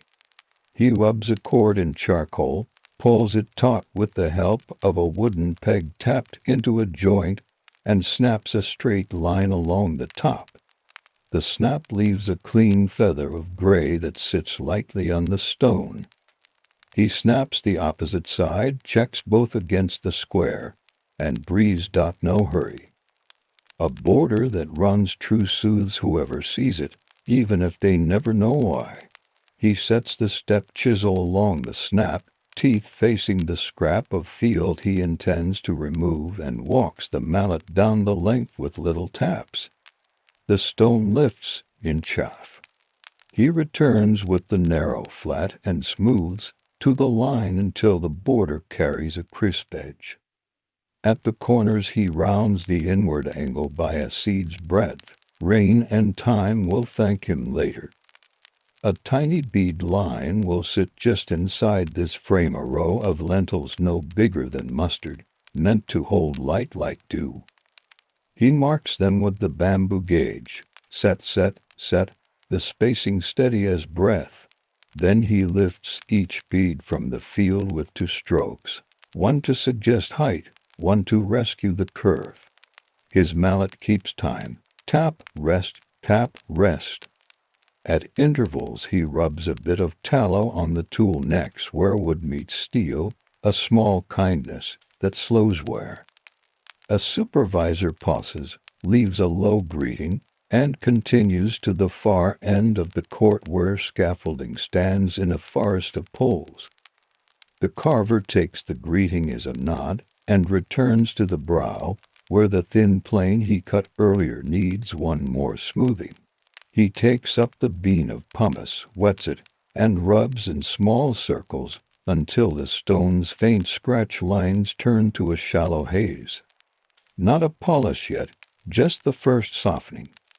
In this place and time, some surfaces are finished to a near gloss with water and fine abrasives. Others are left with a quiet grain that suits them. A face asked for calm, not glare. He keeps to haze. He prepares a slurry in a little dish, a fingertip of stone dust saved from morning, a sip of clean water. The mud looks like thin milk tea. With a square of cloth he works the slurry over the cheek and the small band of woven texture near the shoulder, counting under his breath to keep even pressure. 1, 2, 3 lift, 1, 2, 3 lift. The cloth grows gray at the edges. The surface grows tender to the touch.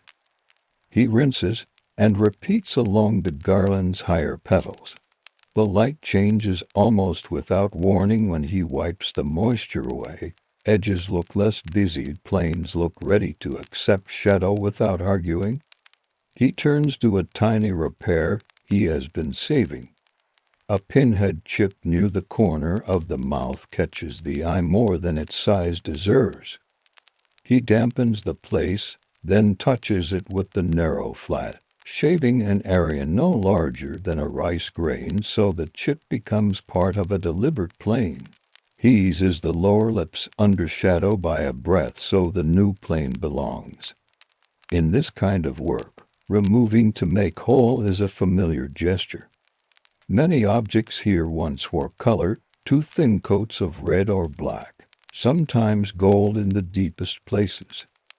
Much of that color leaves with seasons and hands. The carver shapes for both possibilities, stone alone or stone with a skin of paint. Either way, the form must carry the quiet. He lays a palm over the forehead to shade it and checks the eyelids again. Evening sun can mislead, shade tells truth. The upper lid advances just enough over the lower to catch a suggestion of coolness. He draws a thin line with charcoal along the edge to imagine the final polish. Satisfied, he wipes the line away with his thumb. Charcoal is for thinking, stone is for keeping. From a basket he brings a small block of fine sandstone wrapped in cloth. He wets one corner and, with almost no weight, passes it along the frame he cut earlier. The goal is not to round the edge, only to erase the language of the chisel, so the border reads as one breath. The sandstone sings the softest note. He shifts to a fresh corner of the block when the first begins to drag. After 2 passes, he stops. More would turn the edge to velvet, today it should remain linen. In the lower right, a little field remains rough where his morning mallet struck true but left tooth. He decides to keep the tooth there. A background with a gentle grain helps the smooth planes of the figure stand forward without shouting. He combs it lightly with the step chisel to make the grain regular, all in one direction like wind over grass. He tests the effect with his eyes half closed, a trick learned early. The figure now drifts forward by a hand's width. The wall behind becomes a quiet sky. The R asks him to clean. He lifts wood shavings. gathers stone dust with a damp cloth, and tips the sweepings into a broken pot for the yard sweep to empty later. He turns each tool in his fingers to look for hairline cracks. None show. He rubs a thumb of oil into the mallet handles where his grip thins them, then hangs the mallets by their cords to keep them straight. The whetstone gets a rinse and a sunburst of rubs on the cloth to dry its face. He stands and rolls his shoulders, then walks a slow circle around the block to see it as a stranger might. From the right, the garland holds. From the left, the cheek floats gently above the collar. From below, the frame keeps order without weight. He nods once. There will be more tomorrow, final calm, perhaps a hint of polish on the beads, and the small echo lines around the hair to persuade light to linger. He sets the cloth over the work to keep dust from settling in the night, and closes the gourd of water. In the lane outside the court, a bell from a cookhouse taps the evening. Someone laughs softly, and a bowl clinks against another bowl. The carver lays his palm on the stone one last time, just a touch. Cool meeting, warm man thanks the day in words he never says aloud. The last morning begins with quiet light. A thin mist sits in the courtyard. Dew marks the mat where the tools will rest. The carver opens his bundle and lays each piece in the same old order. Point, narrow, flat, tooth, small step chisel, pumice, whetstone, the bamboo gauge. He warms his hands over a little brazier, then cups them around the stone's cheek as if greeting a sleeping friend. The surface holds the night's cool. It will accept finishing without argument. Before any taps, he listens. A finger drifts across the brow, down the bridge of the nose, along the tender edge of the lips. He is searching for places that speak to loudly tiny roughness that might throw hard shadows when the sun climbs high. He dampens a cloth and wipes a little dust he left on purpose yesterday. The stone brightens by a degree, the planes become legible again. He touches the whetstone to water, gives the small flat 3 slow strokes, and forgets the whetstone sound. Edges are ready. He returns to the bead line within the frame. Yesterday's rhythm left the beads true but a shade crisp. Today he will dull only the uppermost ridge so light collects without glitter. With the sliver of pumice, he circles each bead once no more, letting the abrasive travel rather than pressing. A breath of slurry appears. He wipes it away and moves to the next. The line softens the way dew softens a string of seeds. He pauses, steps back 1 pace, and looks from side to side. The row keeps its distance from fuss. He goes on. At the garland, he chooses the smallest step chisel and mutes a few tooth marks in the deeper folds. Not everywhere. Some whisper of the tool should remain so the flower remembers how it was made.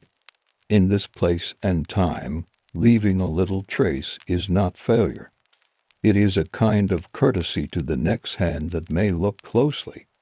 He strokes a drop of tallow along the chisel neck and sets it down. The eyes are last. He has shaped them to look calm at any hour, but morning truth is still kind to check. He throws a palm shade over the temples so no glare tricks him, then trims 1 more ribbon of dust beneath the upper lid. 1 stroke, barely enough to lift dust. He does the same on the other side. He does not argue with symmetry. He lets the pair agree with each other. The mouth asks for nothing. The offhand travels to the cheek again, habit, not doubt, and rests there a beat longer than necessary. Now he gathers a small pile of yesterday's sweeping, the finest stone dust saved in a folded leaf. He wets it to a thin cream in a shell dish. A square of soft cloth carries the slurry over the forehead, across the collar, and down the little band of woven texture near the shoulder. He rubs in circles as small as the nail of his smallest finger, counting 3 rubs and a lift, 3 and a lift, to keep pressure even. The cloth grows grayer on its edges as the roughness leaves. He rinses the surface with a splash from the gourd and dries it with the corner of his sleeve, leaving no standing water in any hollow. Beyond the court, a cart lumbers. 2 men pass with poles on their shoulders and a bundle of fresh reeds swinging between. The carver tidies his mat, gathers the tools he will not need again, and wraps them in their cloth. He keeps out 3, the tiny flat, the pumice sliver, the step chisel. The rest he ties with a cord and places beside the wall where shade will keep the handles straight. A foreman arrives with a string and a plumb bob. He carries a stick marked with finger lengths and a little leather book tied with cord. They share a few words, mostly the words of habit: here, good, level, another hair. The foreman holds the line across the block. The carver squints under it, checking that the bed where the block will sit is obedient. The block itself has been carved on its face, but its back still waits. He takes the point and, with lazy taps, shaves small high places from the back so it will sit on the bedding without rocking. A bed that rocks wears itself and its neighbors before the season turns. They call to laborers from the lane. The men set round rollers beneath the block, lever it forward with a bar padded in rags, and move it hand length by hand length toward the wall. Nothing hurries. The foreman watches the ground. The carver watches every corner. When the block meets its new home, a thin cushion of lime and fine sand receives it, spread with the edge of a board like a slice of soft sweet. The foreman steadies the plumb line while the carver taps the block sear with his mallet, wood on wood, tiny adjustments that the bedding will remember. The line settles. The carver smiles without moving his mouth. Joints between stones ask for care. He mixes a little mortar and a palm leaf with the same patience he uses for slurry line, sifted sand, a touch of water, no grit. With a reed he encourages the paste into the seam until it fills without bulging. He strokes the joint with a damp finger to keep the skin smooth. No name goes in the seam. There is no place here for names. A small mason's mark scratched on a hidden shoulder will be enough for ordering and memory while the work rises. The scaffold receives the touch of his feet. He climbs to levels to see the face in company, how it speaks to the one below, how it nods to the frame above. From up here the boarder's gentle authority reads clearly. The figure sits not alone, but in a weaving of others. The wall is a long sentence, and his portion is one clause in the breath. He looks once more from left, then from right. The undercut petals catch a mild stripe of shadow, the beads carry a line of pale light.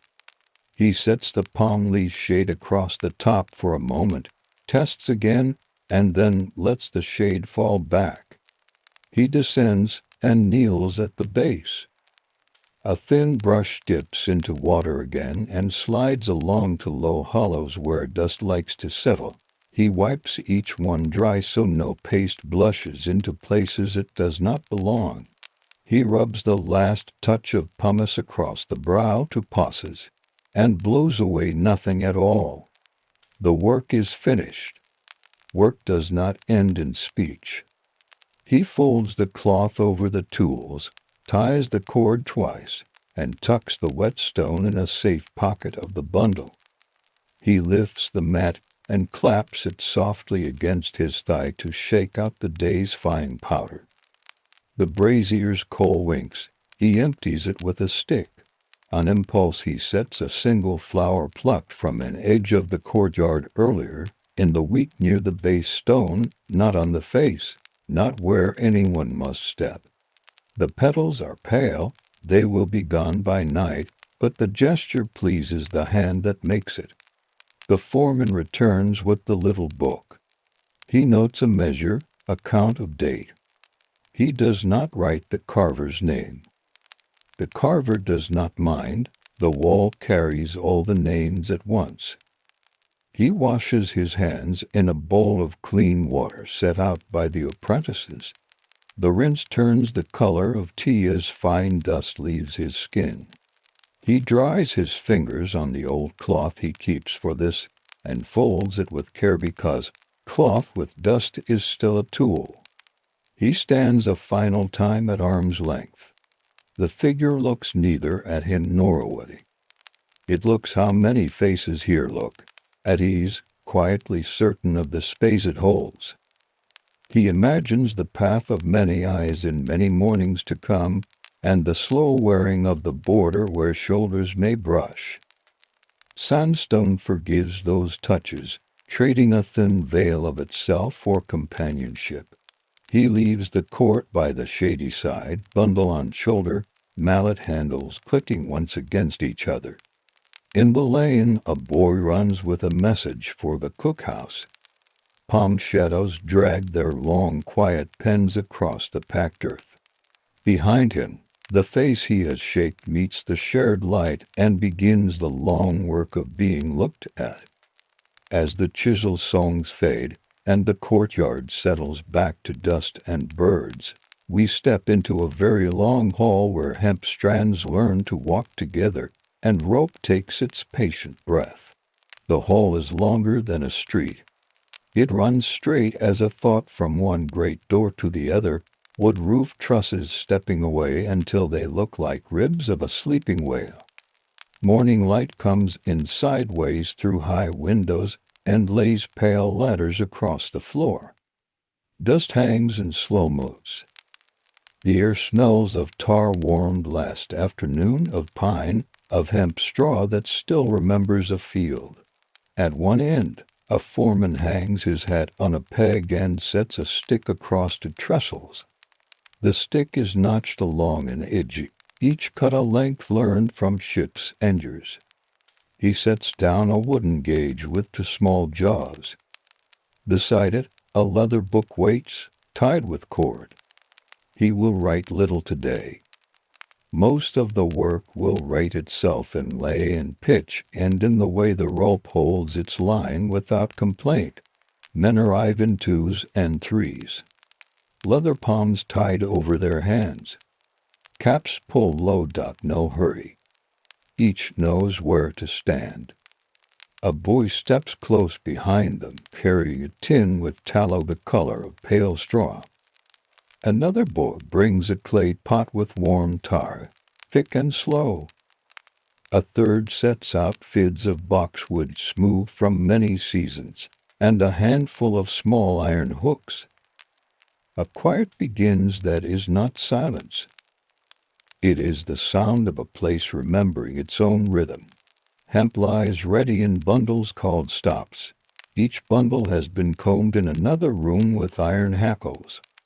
Long fibers in one pile, short in another, tow in a third.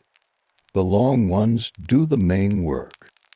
They lie like yellow hair across a beam, ends even, cut square by a knife that has shaved more plant than meat.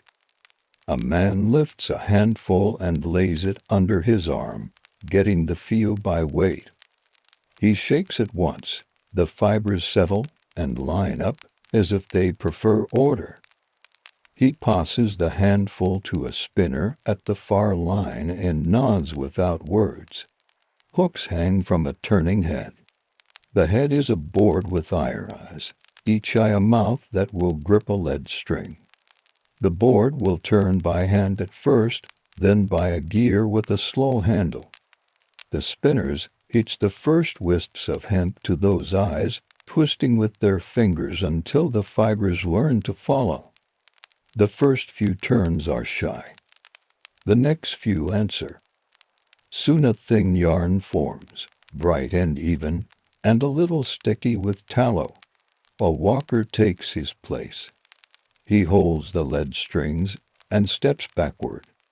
His eyes never leave the chalk mark on the floor, a line drawn last week when a long cable was laid. He walks until the strings grow long and the twist begins to whisper. He keeps his hands just so, not high and not low. If he lifts, the twist bunches. If he drops, it thins. He breathes through his nose. The hall has a way of keeping time, and he agrees to it. Along the wall, a ladle rests over a brazier. Tar warms, but does not boil. The foreman dips a brush and draws it along a trial yarn only a finger's width, just to temper the fibers. Tar in this place is not punishment. It is weather for rope, a shield that keeps damp from chewing into the heart.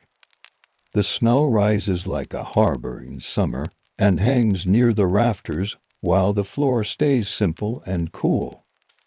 They start 3 yarns, then 6, then 9. Each is the thickness of a quill. They pass through a porcelain eye to keep them apart and true. The eye is smooth and holds no grit. A boy with the tallow tin strokes each line as it goes, one fast touch of the cloth to quiet any stray hair. He watches his own hands because the cloth is warm, and the lines move. The work is simple. The work must be kept simple. When each yarn is long enough, the spinners pinch off the twist and bind the end with a little string. The foreman checks a piece with the wooden gauge, opening its jaws on the laid fibers to read the pitch. He likes what he sees. The twist is not tight, not lazy. It is the sort of twist that answers a wave by being neither stubborn nor weak. He sets the piece back and nods. The yarn is ready to become a strand. A kettle sits near the side door. A cup of lemon water for each sour and clean. Bread in a cloth made from sack, a corner torn and folded back. A few olives in a small wooden bowl. They eat without stopping the slow turning. A man's left hand takes bread, his right keeps the handle moving. The handle tells the hooks what to do. The hooks tell the yarns. The yarns tell the walkers. Everyone speaks the same small language. Steady, steady, steady. In a corner, a comb of iron teeth sits in a block. An older man draws a sheath of hemp through it, long pull, then another, then a third. Each pass leaves a little straw on the teeth. He gathers that straw and keeps it. Nothing here is waste if it can be taught one more job. The long fibers go back to the line. The shorter ones will serve for packing under a serving line later, or for caulking between the planks of a tired boat. In this age and in this place, plant and hand meet many times before the sea gets its share. Now the foreman calls for the walk. 3 yarns are brought together at a small triangular top. It is a wooden piece pierced with holes and polished smooth, like a child's toy that forgot how to play.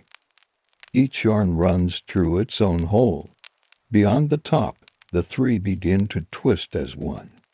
The top keeps order. A walker takes the top in one hand and steps backward.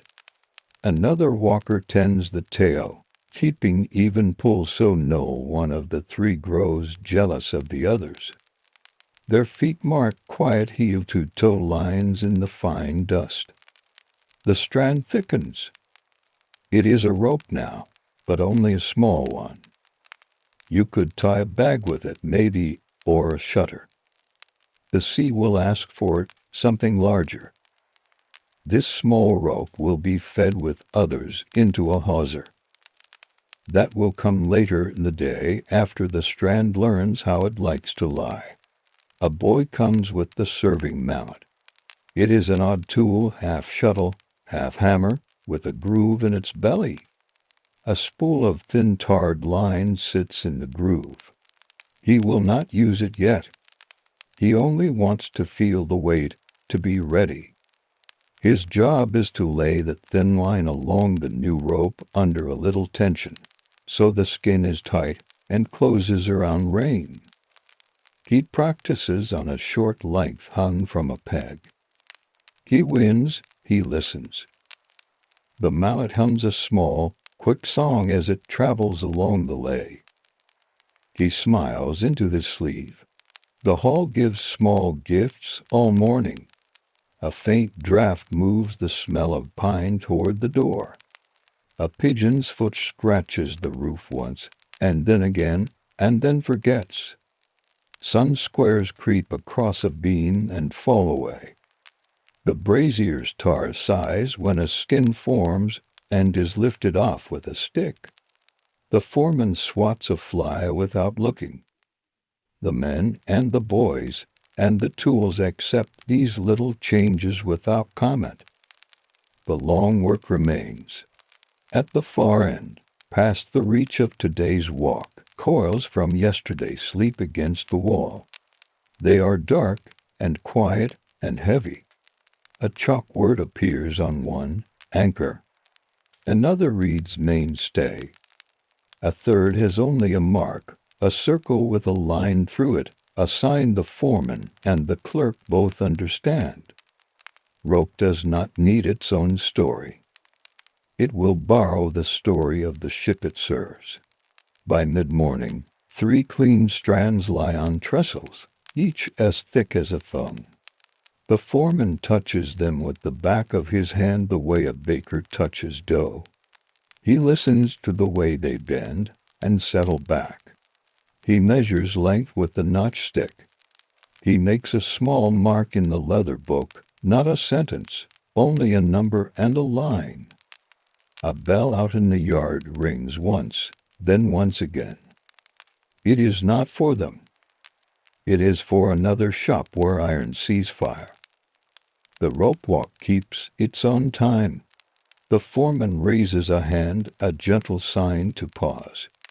He wants to decide lay direction before these 3 are married into one. Sun, wind, and ship demand their own opinions. He squints along the hall as if reading a tide he has known for years. He taps the wooden gauge against his thumb. He looks once more at the strands. He nods to the left. They will bring the strands together after a short rest when the fibers have cooled from their turning and are ready to be turned again without argument. The walkers coil each aside, not too tight, not too loose. A cloth goes over them to keep dust from learning their skin. The boys tidy the floor with short brooms. The ladle lifts from the brazier and stands on a brick to cool. A mug touches the lemon water again. Outside, a boat on the canal bumps a pier and is kind about it. A gull forgets to cry. Inside, the hall holds steady. The next part of the work waits like a line already chalked on the floor, asking only for hands and feet and the agreeable passing of time. When the foreman lowers his hand, they will begin. After the strands have cooled a little, the foreman nods. The men lift them gently, one by one, and bring them to the laying top. The top is triangular and smooth, with 3 round eyes. Each strand slips through its own eye and comes together beyond, the way 3 little streams agree to make a single slow river. The earlier twist in each strand leans one way, the rope will lean the other. This keeps it honest. It is how rope remembers straightness even when the sea pulls. The turning head begins to murmur. Iron eyes rotate, steady and patient. A walker takes the top in his hand, feels the tug, and steps back the length of his stride. Another keeps a light pull on the tail. The three strands take their places around each other. The leg grows visible, a soft braid that thickens with each step. Fibers rise and settle. Small hairs stand up like grass in a light wind. A boy with the tallow cloth follows, smoothing them down in one quick pass. The foreman watches the angle of the lay. To flat, the rope will open under strain. To steep, it will kink and grow stubborn. He sets the wooden gauge on the new hawser and reads its answer without speaking.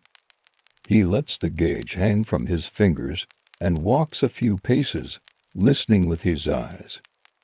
The hole is quiet enough that the faint scrape of hemp against the porcelain ice sounds like dry paper turned by a careful hand. Warm tar waits in the brazier. A man lifts the ladle, lets the slow black ribbon fall back, and judges thickness. He dips a brush and touches just the outer skin of the rope. The tar darkens the hairs and makes them lie. It is not paint. It is weather made with a brush, rain tucked out, salt given no easy door. The snow rises again, heavy and friendly, and drifts toward the high beams. The breeze that slips in under the end doors carries a small answer of canal and marsh. They walk. A chalk line on the floor keeps them from wandering. The top glides on a little trolley with wooden wheels. It clicks now and then where the boards meet. Each click is a small bead on the string of the morning. When the rope is long enough, the foreman raises his palm. The turning head slows. The lay holds. The walkers stand still, their shoulders settling. The hall rests with them for a breath. Now there is room for a short lesson. The older man with the hackle sets a cut length across his knee and takes up a fit of boxwood, round, tapered, and smooth. He shows the younger boy the start of an ice splice. He opens the lay with the fid, tucks one strand through, then another, then the third, each passing under and over in turn. His thumbs move as if they have eyes. The eye begins to appear, a calm oval that will one day hold an iron thimble or bite around a wooden bit. He says very little. The rope speaks enough. A serving mallet comes next. The boy fits the small spool of tarred line marline into the groove, sets the line's tail to the new rope, and begins to walk it on under tension. The mallet hums as it travels. The thin line crosses the lay again and again, closing tiny paths for weather and wear. There is a saying in some yards, worm parcel, and serve that explains the order of these kindnesses. Here they know the work even if they use other words. First, the little valleys between strands are given a thread. Next, a strip or two of canvas or fine cloth may be laid along the skin. Last, the serving mallet wins the whole with a thin armor that flexes and forgives. The boy works a forearm's length, stops, checks tightness with his nail, and smiles into his sleeve again. They coil what is finished onto a low turning drum so no twist is lost. A man's hand guides each turn like laying a sleeping child under a covert. Coils stack without crossing. A leather strap is tied loosely every few feet so the rope will not forget its own roundness. A clay tag pressed from a little stamp takes a mark, today's day to the shop, the foreman's sign. It dries on a sill while the rest continues. It is near midday. The hall grows warmer. Light paints soft gold on the tar where it shines. Bread comes from a cloth again.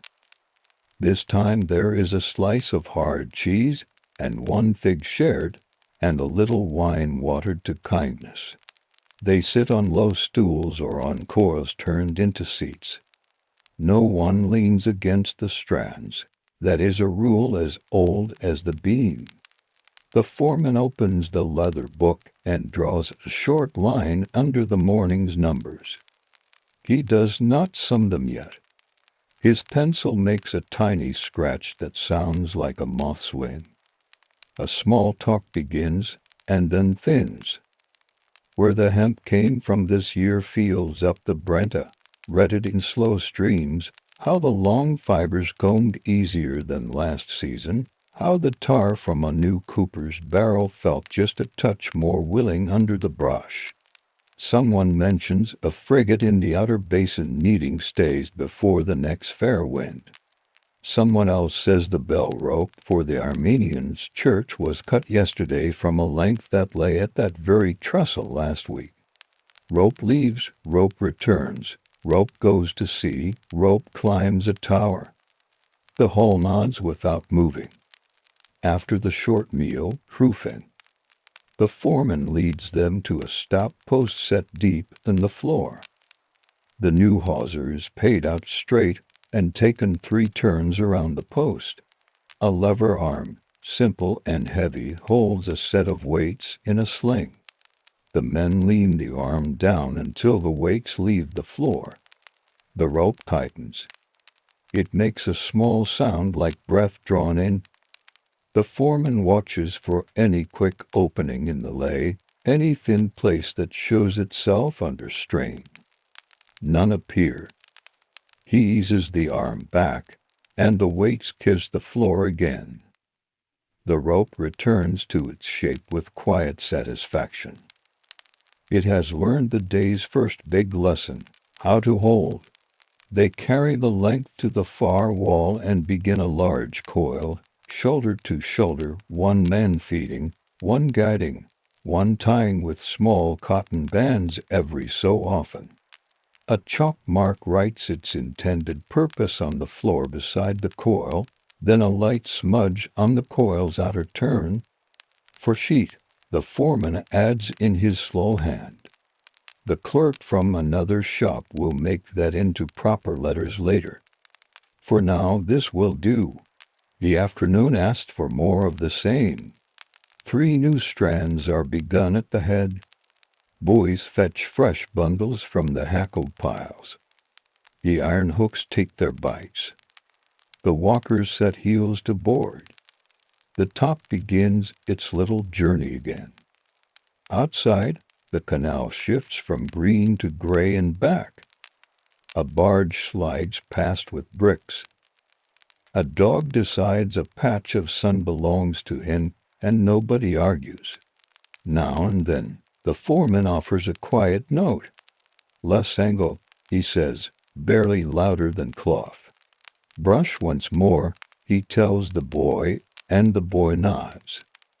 "Tar warmer," he says, and the man at the brazier raises the ladle closer for a slower count. None of this is scolding. It is the small steering that keeps a long work from wandering. A rope is many seconds braided into one long yes. The hull knows how to collect those seconds and make them agree. By late afternoon, a second hawser lies finished, darker than the first. The men's hands shine with clean tar and tallow. When they flex their fingers, the lines of their palms carry faint prints of hemp hairs, as if the plant has signed its name there. They wash at a barrel by the door, water going gray and then clear. A length of fine rope no thicker than a finger is spun at the end for another shop's flag hauled. It sings a higher note as it turns. The foreman smiles. Not every day must end with only heavy music. The bell in the yard rings twice. A pigeon decides to fly. The brazier's coals are banked with a flat shovel. The tools fit, gauge, mallet, broom return to their places like words put back on a shelf. Today's corals lean at the wall with yesterday's. Tomorrow they will go to the measuring court and then to the storehouse by the basin. For now the hall quiets. The dust hangs low and still. Evening enters gently through the open indoors. A last draught brushes the length of the floor and lifts the corners of two old chalk marks. The foreman ties the leather book closed and hangs his hat from the peg again. Outside, water takes a deeper color. Inside, 3 long lines of work breathe out. The men step away one by one, and the hall keeps their footfalls for a moment before letting them go. Morning returns like a careful hand smoothing cloth. The long hall wakes the way rope wakes without hurry. A door latch lifts, the first broom draws one slow stripe of clean, and the tar pot receives a fresh armful of pitch that melts with a soft sigh. Hemp waits in tall, brushed bundles. It looks like hair gathered for a journey. Before the hooks turn, there is quiet work with comb and palm. At a bench near the windows, a man draws long fibers through a hackle fixed to the plank iron teeth set in neat ranks. The fibers sing a whisper as they pass. Coarse tow is set aside for smaller cords. The shining, ribbon-like line is kept for strands that must hold the ship's heavy thoughts. A boy coils the tow in a shallow basket and pens a small chalk mark on a slate, 2 baskets before breakfast. It is not a rule to note it, only a habit that keeps the day stacked tidily in the mind. The foreman lifts a bundle of dressed hemp and weighs it in his palm. He does not need the scale today. The hand knows. This load will become standing rigging shrouds and stays that hold masts to a good posture, so the tar must be fuller, the lay a touch firmer. Running rigging the lines that move will come this afternoon, lighter tarring, easier twist, so a sailor's hands may talk with it without argument. This small difference is the craft's quiet grammar. 2 ropes may look alike from a key, but they remember different labors. Hooks take the fiber and twist it into 3 smooth strands once more. A worker moistens his palm and strokes each strand as it forms, laying fly-away hairs down like wheat pressed by wind. The boy with the tallow cloth follows with his gentle shine. At the brazier, the tar man stirs with a stick cut square at the tip, testing the pole as one might test honey. A slow ribbon falls, folds over itself, and hides the pale wood beneath. It is ready. They begin the long walk. The top rides its little trolley. The walkers step back in time with the twist. The lay crosses and settles, a quiet rope alphabet written left and right. The foreman checks the angle again with the wooden gauge. Under his thumb the wood has grown smooth as a shell. He rests the gauge against the new rope and nods in a way that contains both approval and habit. When the length reaches a certain mark, he lifts a hand and the turning slows. The walkers keep a small tension and stop together. A man brings a globe of iron the size of a plum and sets it aside. The foreman points to a short coil waiting on the bench. "Bull trope," he says in a low voice. A sail somewhere across the city, in a loft that smells of chalk and salt, will ask for a strong stitched edge. The Ropewalk answers today with this neat length, tight and even, ready to become a scene's backbone. A thread of craft runs from room to room in any port. Today we happen to stand where that thread is spun. They finish the bull trope and return to the heavy hawser. The serving mallet hums along its skin, wrapping the tarred marline into a close, dark coat.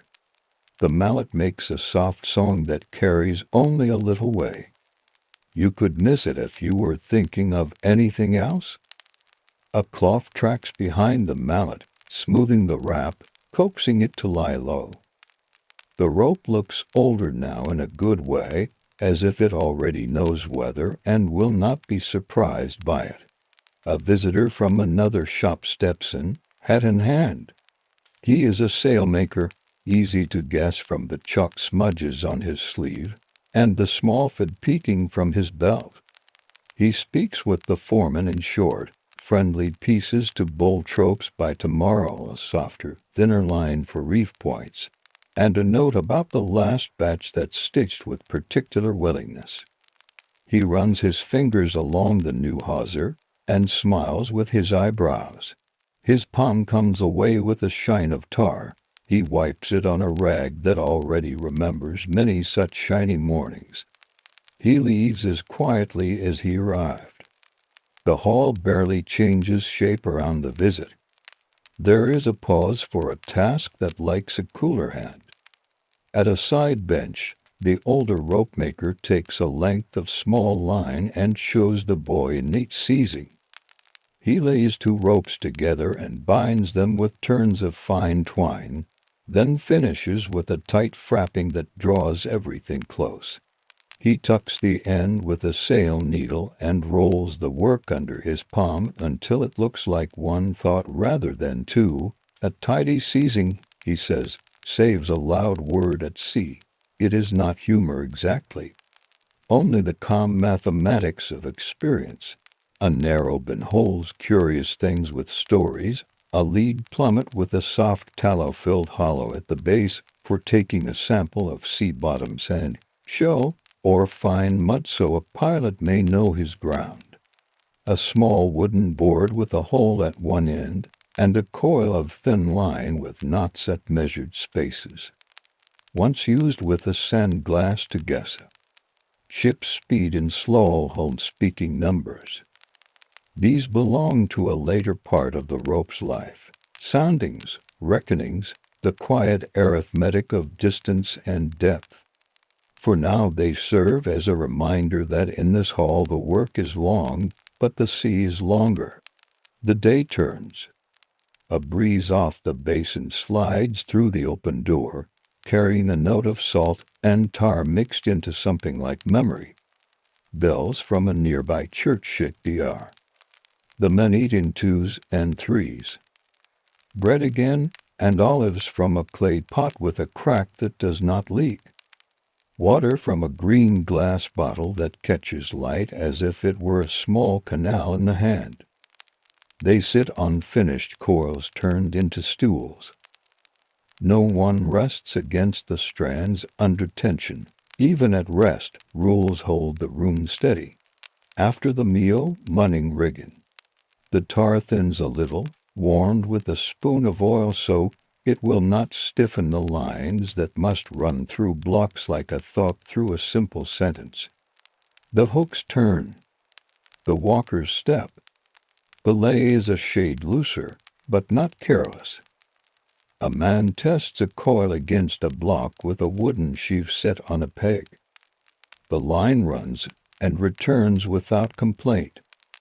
He nods to himself and to the invisible setter who will pull this line one dark morning with salt on his lip. They make foot ropes next those friendly lines that hang under yards so a sailor may find a place for his boots while he ties or aunties. The men handle these with a small affection.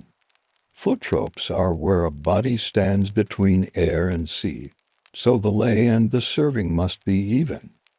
The seizing's honest, the ends whipped clean. A boy, careful as any bookkeeper, counts the distance between stirrups and marks each place with a thumbprint of soot before the serving goes on. Later someone else will stitch the steps there. Crafty's a relay. The baton is sometimes thread, sometimes wood, sometimes a small mark only a certain pair of eyes will know to follow. Afternoon opens a drawer of finer work. Thin cords twist for signal flags. They are pale and quick, running in the hand like friendly snakes. A length for a bell rope is served smooth where a palm will pull it hundreds of times in weather that forgets to ask. The foreman strokes it once and smiles. There is an old custom to tie a little Turk's head knot near the end so the grip knows where it is in the dark. Whether that knot has this name yet or some other, the purpose is the same. The hand can read what the eye does not see. A clerk from the measuring court arrives with a rod and a book. He lays the rod alongside the finished coils and notes length and gauge. His quill makes tiny, busy scratches. He asks nothing and answers little. The whole gives him its quiet facts and receives his quiet numbers. He leaves a small lead seal on one coat approval pressed into soft metal that hardens as it cools, the way a morning's work hardens into afternoon. Toward the end of the day, the foreman decides to proof a new stay. The weights rise again on the lever arm, the rope straightens and grows silent. The men watch without speaking. No strand opens, no serving gapes. The arm lowers with a creak that seems satisfied with itself. A dab of tar touches a faint dry place. A strip of cloth is laid under the serving mallet to make one spot more kind. Little corrections now save loud mending later. The rope accepts the attention, as a good boot accepts a little oil. Light changes along the floor, slipping from bright to milk. The tar in the pot shows a skin that will be broken and stirred once more before banked. Finished coils lean like sleeping animals along the wall. The boy sweeps until only a light tobacco-colored dust remains. The foreman writes 3 clean lines in the leather book, 2 hawsers for standing rig, 2 bolt ropes, 1 dozen small lines, foot ropes by measure, and draws a thin line beneath. He does not close the book yet. He lets the ink think for a moment. Outside, a gull pretends to be important and succeeds. Inside, the hall sighs in boards and beams. The hoops drift to stillness. The top rests at the far end where tomorrow will begin.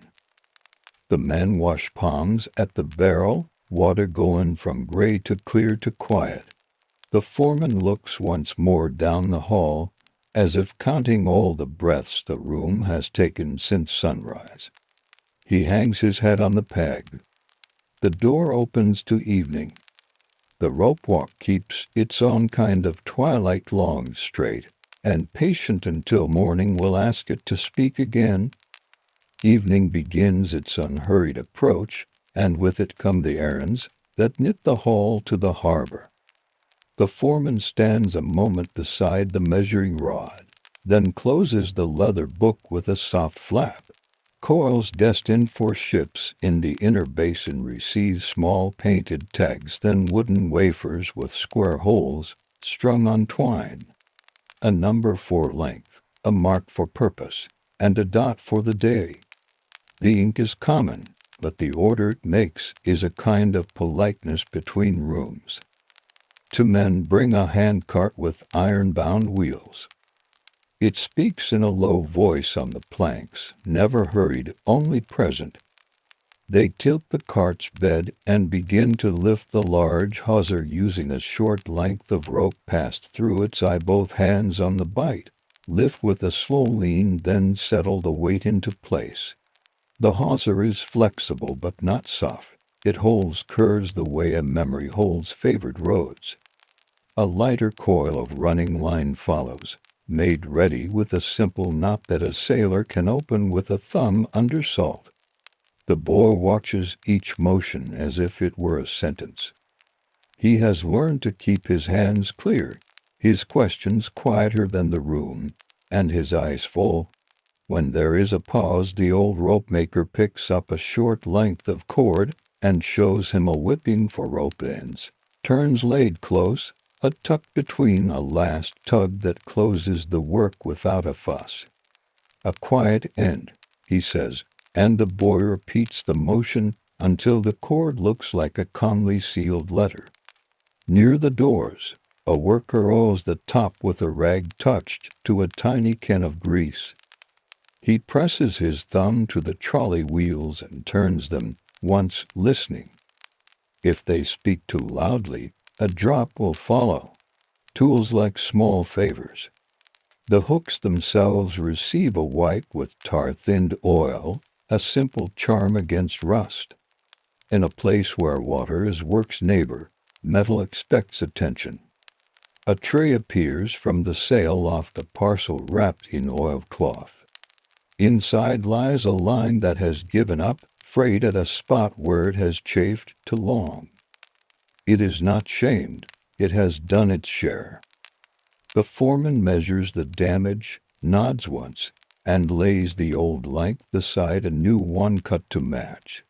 He splices them together with method, strands unlaid to a tidy splay, tucks past in a patient rotation, each pass smooth under a palm to sit snug. He does not pull hard, he coaxes. When he is done, the joint does not swell or dip. It is just rope again, thinking a little more deeply where it was healed. At a side bench, a pale thread of tar floats on warm pitch. The tar man pulls it up with the square stick and lets it fall in a ribbon that folds into itself like slow syrup. For lines that must run through blocks and sheaves, he stirs in a touch of oil to keep the finish supple. For stays and shrouds, he leaves the brew stronger. This small difference will travel with the rope into weather and do its job without introducing itself. Outside, a messenger from the dockmaster arrives with a folded paper sealed with a smear of red wax. The foreman breaks it and reads in silence. A galley needs better the thin cords that lash oars to their thole pins and a stout cable for the anchor, size to berth. His finger moves along the list without speaking. He answers with a few neat lines, ready by tomorrow's third bell. He files the message between boards and returns to the floor as if he had only stepped aside to sip water. The cart is ready. They lash the cargo with cross turns and to half hitches. The foreman checks the knots with a knuckle and nods. The cart rolls out, iron on stone, to a lane edge with low walls warmed by day. A gull hops twice on the wall and pretends it arranged the whole business. Corals travel like sleeping animals, heads and tails arranged to avoid complaint. The men walk beside them, hands resting lightly on the load to steady it. The rope walk gives its work to the dock without ceremony. Craft moves best when the handoff is simple. Within the hull again, smaller orders fill the hour. A bell rope is measured against a chalk line. Its braid soft where fingers will know it. The old rope maker ties a decorative knot near the pull point, not extravagant, just enough to tell a hand where it is in the dark. He polishes it with a cloth until it loses its bristle and keeps only its shape. A whistle of approval follows, hardly more than breath. Along the long center lane, the top sits at rest. The foreman loosens the drive belt and hangs it on its peg so leather will not stretch in the night. He draws a cloth over the tar pot to keep dust polite, and he banks the brazier with one careful turn of ash. The hackle's teeth receive a wipe of oil on a rag that already knows this motion. Each quiet act leans toward tomorrow. Later, an inspector from the arsenal's office steps in with a cane and a slate. He is not stern, only thorough. He lifts a coil here, pinches a strand there, and notes the lay's angle with a small wood tool of his own. He remarks on one serving that sits higher than he likes. The foreman touches it with the mallet and a little more marline. The inspector nods. He signs the slate with a mark that looks like a small bird turning. He lasts only the space of a kettle sigh and then is gone, leaving the ear the same on either side of his visit. A gentle story, passed from senior to the boy as they wind down, explains the words the rope remembers. 3 strands laid in one direction is hawser laid. When 3 of those are laid together in the other direction, it becomes cable laid. The boy repeats this quietly, tasting the terms like bread. Left, right, the old man says, like feet. If you walk both steps the same way, you'd fall. Ropes think the same. It is not an exact lesson in geometry. It is how knowledge rests comfortably in a working mind. The foreman finishes a label for the anchor cable promised to the dockmaster. He writes the ship's name and the measure, not too large, just enough that the right hands will find it. He dips the brush in water and wipes it on a rag until it leaves only a shadow, then places the brush bristles up in a jar. He is easy with tools in the way one is easy with neighbors. Light mellows. Through the high windows, the color of the long room tilts from brass to pewter. The boy sweeps a final time. Dust gathers into a modest hill and slides into the pan with a soft hiss. He empties it into the yard where a narrow strip of earth holds tough herbs and small stones. The broom's straw ends are trimmed with a knife so they will not splay. Even the broom is kept ready for its work. The men check the slings that hang across a beam. They will hoist tomorrow's bundles from the loft down to the floor where the day begins. A quick look to each knot, a tug to test the lashings, and a glance at the beams pegs each peg with a little shaved knot so a thumb can know its place without searching. There is a comfortable faith in these small preparations. They are not urgent, they are steady. A short distance along the wall, a bench holds oddments from other shops, copper rivets in a tin, a file with a wooden handle dark from many hands, a square of boiled leather that might be cut tonight into washers. The rope makers borrow and lend without fuss. The arsenal is one large conversation spoken through wood, fiber, metal, and chalk. Today the rope walk has said its lines clearly. Tomorrow it will listen to what the hulls and sails and anchors ask and answer again. The door at the far end opens to the evening air. A scent of water mixed with tar follows the men out and lingers behind them. The foreman counts the hooks once more, not with numbers, but with sight. 1, 2, 3, and on to the last. He slides the bolt without hurry. As he turns the key, the hall keeps its own quiet breath, a long exhale after the day's long inhale. Outside, the cart wheels have already impressed faint circles in the dust, leading toward quays where masts make lines against a gray-blue sky. Behind the tall, straight building, the world leans toward supper, toward lamps, toward the kind of talk that stays near the surface. Inside the rope walk, the hooks shine a little in the leftover light. The top rests. The bench is clear. The tar pot settles into its own small sleep. Tomorrow, fibers will become strands, strands will become rope, and the rope will begin its patient service to wind and wait. For now, all of it is still shaped by hands that will return when the bell allows. Night stands at the edges of the yard while the cart rolls on. The lane opens to water. Masts rest like tall pencils against a dim sky. The harbor smells of pine pitch, river silt, and the faint iron of wet chain. Men in short coats and rolled sleeves wait with a lantern held low. The flame is trimmed so it will not waste its breath in the breeze. They greet the cart with nods rather than words. Rope is a language already spoken. The first coil is lifted with care. They do not drag it. Two men slip a bar through the eye and carry the weight between them like a chest of bread. It meets the deck of a waiting hull with a quiet thump.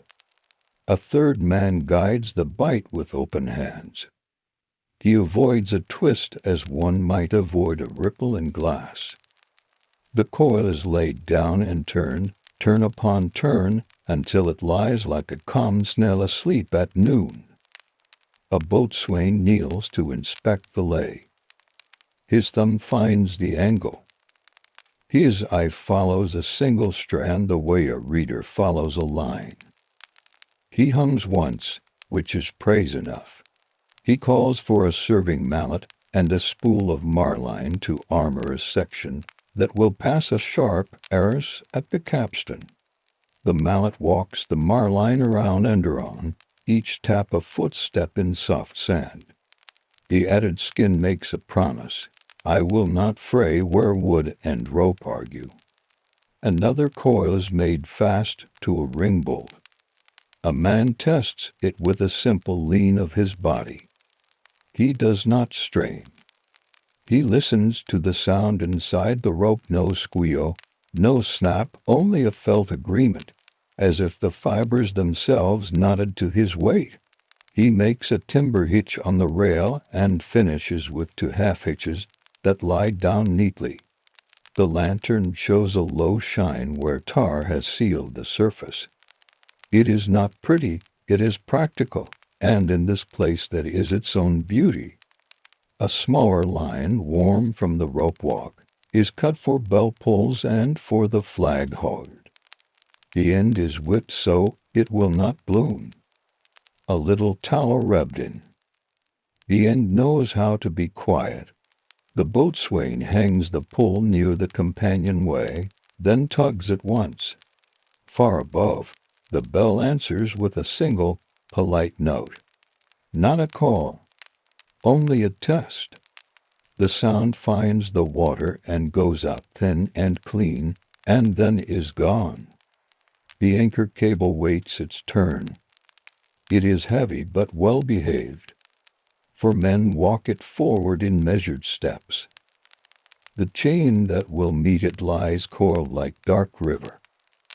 The join is made with a length of bent iron and stout seizings. Marline sings a soft rasp as it tightens under the serving mallet. The boatswain leaves a space for breathing at the turns, not crowded, not loose. He taps the last knot with the mallet's heel as if to say, "Stay." On the quay another cart has arrived from the sail loft with canvas in rolls and a bundle of reefing points. A sailmaker and a rope-maker share a quick look of recognition. Their trades are neighbors.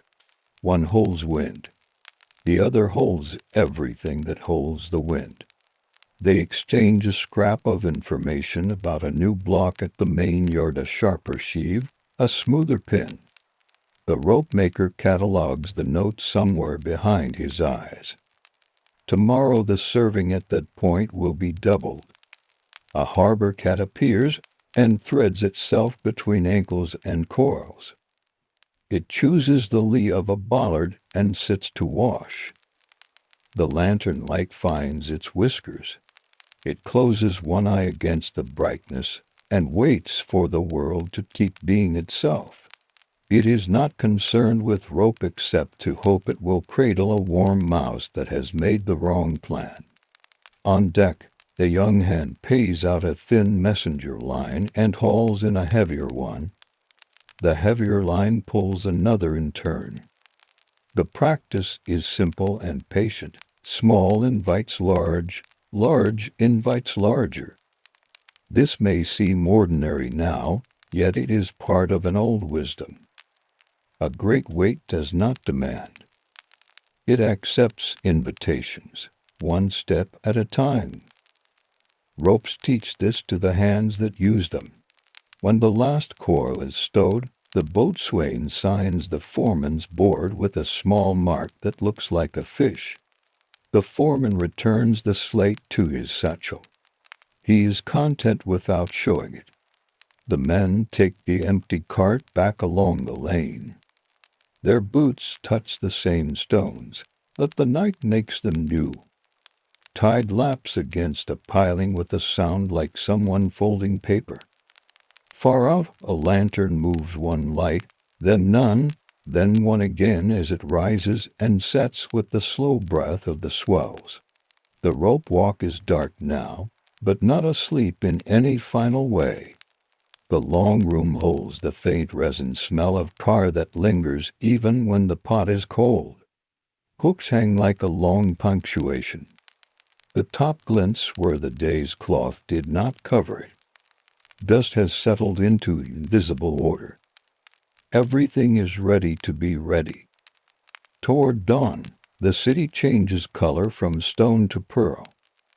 The bell that wakes the arsenal speaks once, then waits, then speaks again. The foreman arrives with a small key tied to a strip of leather. He opens the door and lets in a ribbon of morning. He does not stride. He crosses the threshold as if the building were a neighbor he respects. He sets the brush in water, tests the belt with his thumb, and lays out a handful of coarse hemp for carding. Men gather, sleeves pushed to the elbow, hair tied with cord. Each greets the room with the tools he trusts. The old rope maker tests the hackle's teeth with the back of a fingernail. The boy empties the ash from the brazier and lays charcoal with a practiced pyramid that catches well. A kettle balances near the edge for tea. Water warms. Steam rises, and then forgets it was ever there. Soon, the first fibers whisper across the carding board. They collect into ribbons, combed and even. The tar man lifts the lid. He stirs with the square stick and watches the surface change from dull to shy shine. The top's belt slides on.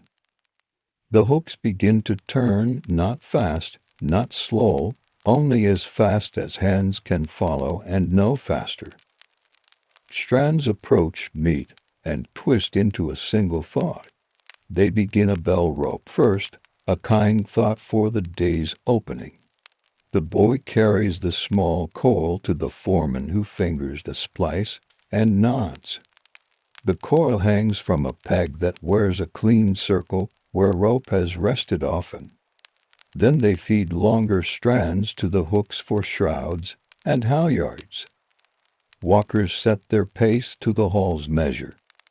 Eyes on the chalk line. Mouths quiet, hands busy. The line grows under steady breath and a quiet floor. A side note for us watching, in later centuries, twisted hemp will share its work with cotton and wire, and much later with fibers born in chemical vats. But in this room, in this year, hemp is enough. Sun, soil, hand, tar, and time make what ships need. The room does what it was built to do. It turns patience into length. By mid-morning, a new hawser stretches from the top to the far post like a pale path.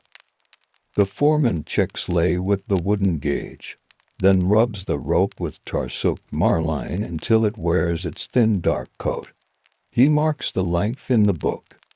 The numbers do not hurry. They collect like modest stones laid beside a garden. The boy takes a short offcut and slips it into his pocket. Not to keep, but to practice knots at midday. He can already make a clove hitch without looking. Today he hopes to learn a bowline that will come to the same place every time. The old rope maker ties one slowly, speaks each move as if it were a verse, and then lets silence have the rest. Outside the long windows, the harbor listens. A bell rings once. Somewhere a sail opens like a book. Wine finds it. The ship that took last night's hawser begins to move, not with a leap, but with a willingness. The rope holds fast and does not call attention to itself. This, too, is a kind of craft, to serve without speaking about service. The rope walk breathes on. The kettle clicks as it stops. Cups are filled, then set aside. Hands resume their small, careful work. Fiber becomes thread. Thread becomes strand. Strand becomes rope. Rope becomes part of a ship. A ship becomes a line on the horizon. And then, for a long time, nothing happens that is not the point, only steadiness.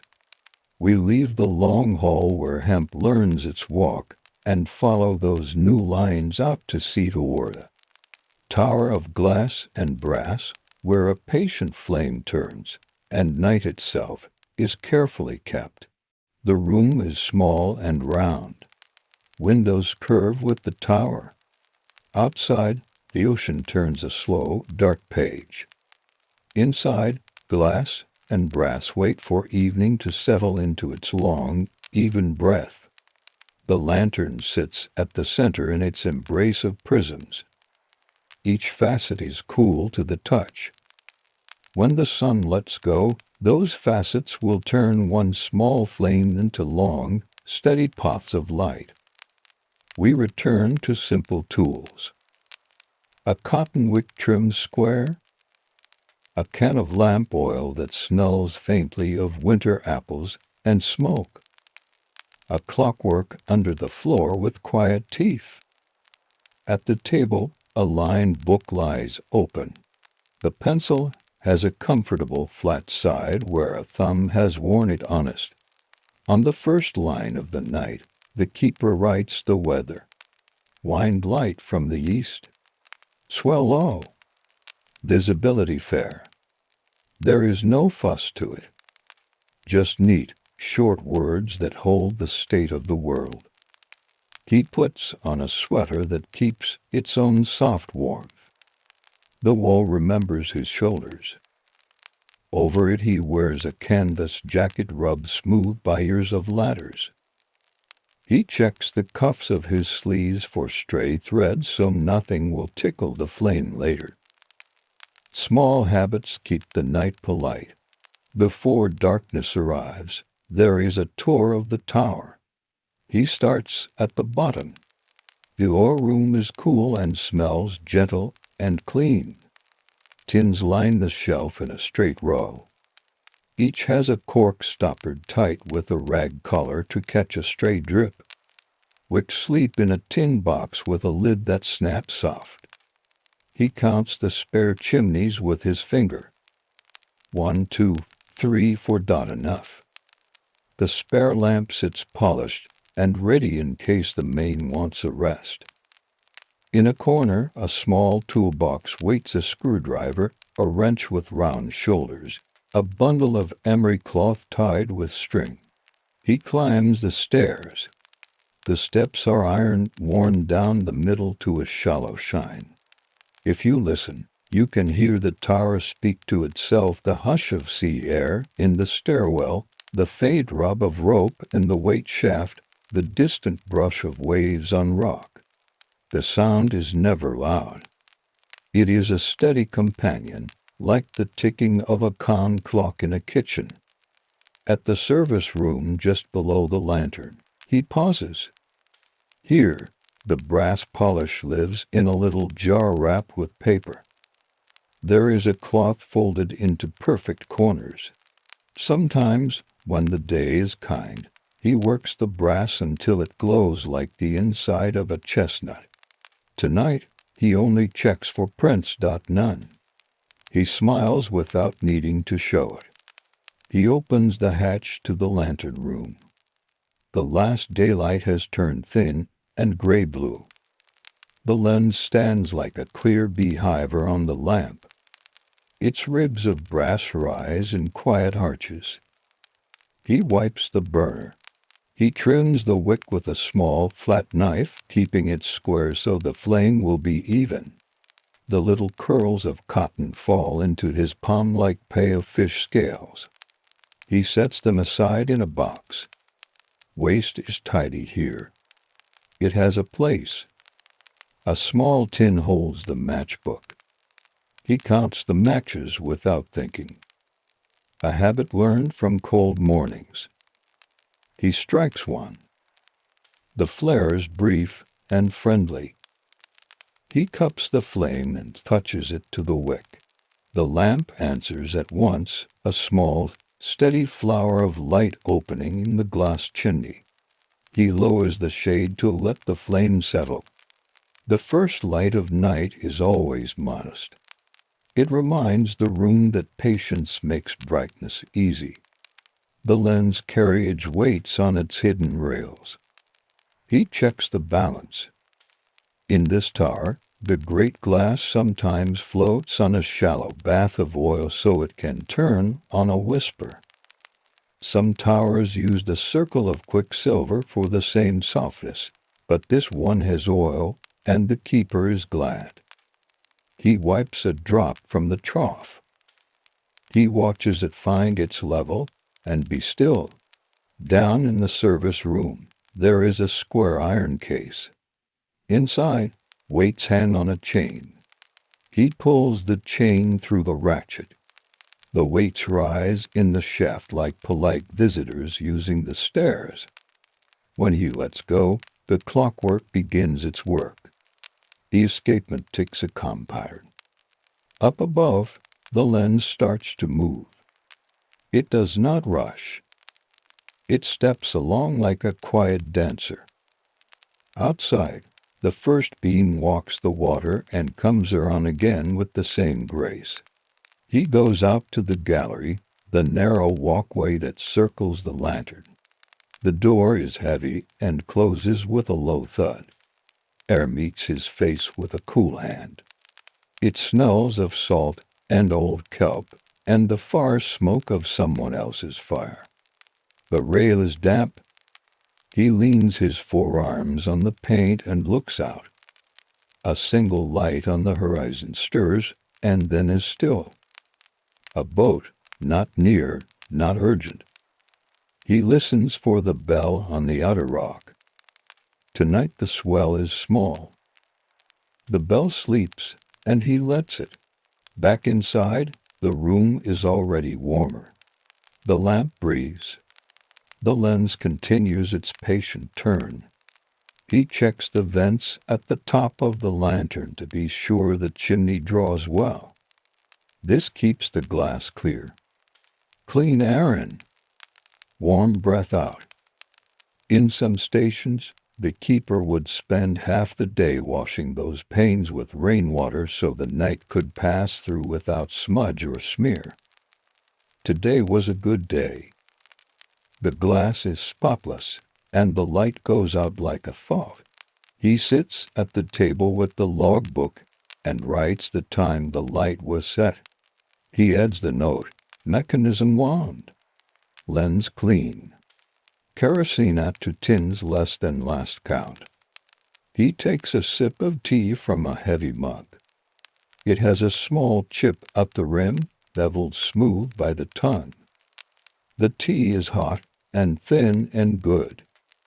He sets the mug down on a circle worn into the wood by many such mugs. The table holds its history the way the tower holds the sea. From a drawer he brings out a small field glass, its leather cracked in a neat line. He checks the horizon again, not because he expects a call, but because seeing is part of the ritual. He notes a scatter of gulls far off, little scraps of paper on a dark table. He puts the glass away. He winds the wall clock that keeps local time for the log. The clock answers with a soft, contented tick. He takes a cloth and moves slowly around the lantern. He checks the little bolts that hold the brass ribs. He glances at the bearing again. All is easy. In an hour he will check the flame and the height of the wick. He will listen to the tick of the clockwork, and, if it slows, he will wind again. He will step outside to the gallery and taste the wind for change. He will keep the same care at midnight and again toward dawn. For a moment he sits and watches the light make its round. Through the prisms, the flame is multiplied and set on its way in thin panes. Kept this way, one modest farm of fire becomes miles of reach. It is a simple magic, but not a secret one. It is made of glass cut to the right curves, metal shaped to hold those curves, oil drawn from tin, wick trimmed square, hands patient, book kept neat. Altogether, they make a promise to the dark. Here is a mark you can depend on. He rests his hands palm down on the table. The tower hums a little with the slow steps of the lens. The sea answers, then is quiet. The night begins in full. 9 o'clock comes quietly. The lens keeps its con-circuit, laying bright steps across the water and bringing them back again, always the same. The keeper moves without hurry. He lifts the lampshade and watches the flame. It is a clean rectangle with a soft crown, the exact height his notebook prefers. Too high would suit the chimney. Too low would thin the beam. He touches the wick knob with 2 fingers and decides it needs nothing at all. The oil can live in a shallow tray to catch a generous drop. He tips it and lets a ribbon of fuel find the lamp's reservoir. The scent rises, familiar and mild. He wipes the spout with a corner of cloth, then folds the cloth back into 4ths so the clean part waits for the next round. Small arrangements like this shave trouble down until it is almost nothing. He checks the clockwork. The chain slides across the sprocket with a sound like a cat's breath. The weights have fallen a few feet since he wound them. He does the arithmetic without numbers. Another hour before they ask for his hand. He rests his palm on the iron case and feels the slow thrum of the escapement, sure as a sleeping heart. Outside the glass, night has deepened to a blue that is almost black. A modest line of combers arrives and goes, leaving their thin fringe of white in the lantern's sweep. Far out, a single red point rises and falls. Perhaps a buoy. Perhaps a star practicing a sea trick.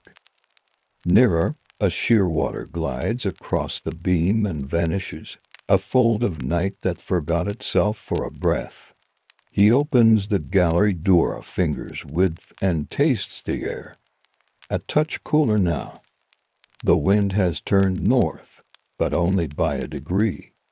He closes the door and fits the latch with a small, careful click. Every sound at night seems larger. He prefers the world to stay small. On the side table, a second mug waits. He pours hot water from the kettle on the iron stove, adds a spoon of tea, and lets it darken at its own pace. He tears a biscuit in 2, dips the smaller piece, and eats it slowly. The biscuit gives under the tooth with a softness that tells him the tin still keeps well. Beside the kettle, a pot of simple stew leans into its warmth. Later, toward midnight, he will eat. For now he is content to sit, sip, and watch the light do the work he set it to do. He leaves out a small repair. One glove has a seam that has forgotten its duty. He draws a thread of waxed linen through a fine needle and sets his hands moving dot and out. The stitch line walks along without drama. The wool pulls together and agrees to behave. He ties off the end and presses it with his thumb. Finished things give a quiet satisfaction that needs no witness. Between stitches he thinks about the lens. It is not a simple circle of glass. It is many thin ribs, each cut so it borrows light that would otherwise stray and teaches it to go forward. An older light's heavy, thick glass swallowed oil and asked the flame for more. This design is different. It lets a modest lamp be seen far off. A kindness to ships and to the man who carries the oil upstairs. A moth appears near the chimney, drawn to warmth it cannot reach. It taps the glass twice, a sound like the tip of a pencil on a jar, then drops out of the draught and disappears into the dim below. He lowers the shade a hair to keep the heat gentle. There is no need to hurry the flame. The night is long. He keeps it company. He rises and makes another tour. He checks the vents open and breathing. He feels the bearing with the back of his finger spool and free. He lifts the tin box of spare wicks, counts them softly, and sets it back. In the service room, he notes the time on the blackboard chalked for chores. Chimney wash at daybreak, polish at noon if weather holds, sound bell striker springs at week's end. The words look tidy beside last week's list, now crossed through with a thin line. At the weight shaft, he listens. The chain has a clean sound, but he knows the tune it should sing and the way it sings when Grit tries to join the orchestra. Tonight, no Grit. Still, he opens the small drawer of emery cloth, tears off a narrow strip, and leaves it ready on the sill. Preparation is a quiet kind of rest. He wins. Hand over hand, steady and even, he brings the iron weights up through the shaft. Somewhere below, a pulley thanks him with a soft turn. He sets the ratchet, tests it with 2 clicks, and lets go. The mechanism resumes its patient lesson in small motion. Up above, the lens continues to turn. The characteristic flash and pause keeps its measured pattern that mariners know as if it were a friend's step on a stair. Back at the table he enters the hour and the wind's slight shift. He notes the change and swell still low. He draws a short line under the words, the way his predecessor did, and beside the line he places a neat dot. He turns the page back to an entry from 3 winters ago and smiles at a sentence there, snow in the lamp-room window frames. He can almost feel that cold on his face again, and the pleasant trouble of keeping the glass warm. Enough to shed the breath of weather. He takes the stew from the stove, sets it on a folded cloth, and eats with a wooden spoon. The stew tastes of barley and onion, and the calm, round flavor of thyme. He eats slowly, listening for nothing in particular, which is another way of listening for everything. When the bowl is empty, he wipes it with a heel of bread and washes both in a small pan. The water is warmed by the stove and smells faintly of iron and sea. He dries the bowl with a square of linen and sets it upside down, a little ceremony that tells him the meal has ended. A small maintenance task waits in the corner. He has promised the tower he will check the storm shutter hinges before spring. He takes up the oaken and a rag, climbs the few steps to the highest hatch, and eases open each hinge. The pin takes a drop and then another. The scent of oil and salt becomes a familiar blend. He closes the hatch, tests the latch, and writes a note in his pocketbook. Hinges easy.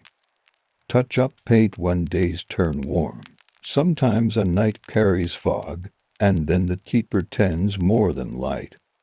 He would wind the striker or tend the horn, count the intervals, and write them down so later he could see that sound went up the way light did, measured, modest, reliable. Not tonight. The horizon's clear. The bell on the outer rock has no call to make.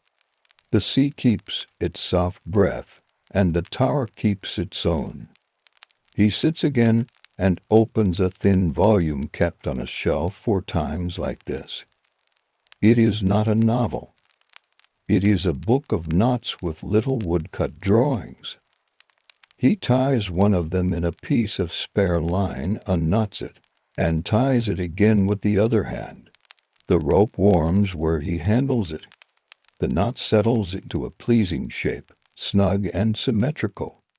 He coils the line, lays it down, and looks up in time to see the beam walk the window casings, the prisms giving it a narrow, bright edge.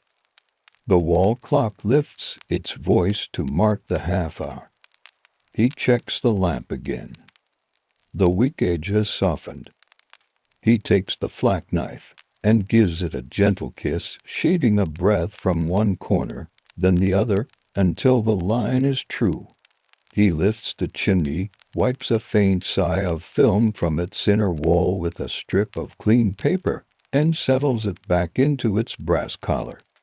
The flame approves at once, standing square and mild as a teacher. Midnight waits 2 more pages along in the book.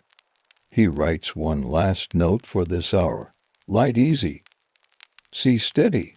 Then he leans his forearms on the table, interlaces his fingers, and lets his eyes rest in the slow turn of the lens. The tower and the water share a conversation without words. He is a small, careful part of it. Midnight arrives the way dew arrives, quietly, with no edge. The keeper stands, stretches once, and walks the circle of the lamp room at an easy pace. The sea is a low, even breath. The lens, a patient giant made of small ideas, keeps turning, not fast, not slow, just enough to make the light step outward and return again and again. He likes that the mechanism is honest. A weight falls, a gear counts, a lens turns. Gravity is the unseen assistant on every shift. He checks the barometer in its walnut case. The needle sits a hair above steady. He taps the glass with his knuckle, a polite knock that asks if the needle is quite sure. It holds its ground. He notes the reading in the log and adds fine on the line beside it, whether words are short on purpose. Later, a reader should breathe through the page without tripping. A moth has returned. Perhaps the same one, perhaps its cousin. It traces a small, soft figure near the warm brass collar, then drifts off, having satisfied some private curiosity about light that can be felt but not entered. He opens the gallery door a sliver to change the room's breath, then closes it again. The hinges accept a touch from his little oil can and go to silence, as hinges should. He takes up a square of linen and a jar of polish rubbed thin with chalk. The brass handrail wants the kind of attention that is half housework, half friendly talk. He folds the cloth to make a fresh face, then walks the circle, lifting each bit of dull into a shy gleam. The rail is not part of the beam, but it joins the beam's work in spirit. Both are pieces of care made visible. When he finishes, he holds the cloth to the light. The pattern where his fingers pressed shows through, a pale map of a small, useful journey. Below, the weight chain has descended another few feet. He opens the access door and wins steadily, taking the load with the strength of habit rather than hurry. The ratchet clicks a calm count. He knows by hand when the drum is full enough. He sets the pawl, wipes the bar with his cloth, and closes the door. A simple task, and yet each time he hears the mechanism resume its heartbeat, he feels a thread of relief. Many small reliances make a safe night. He uses the quiet to tend the chimney. He unlatches the wire guard, lifts the glass, and sets it carefully on a pad so no grit will kiss the rim. A wisp of soot paints his thumb and first finger. He does not hurry. A strip of paper rolled into a soft one finds each faint film and carries it away.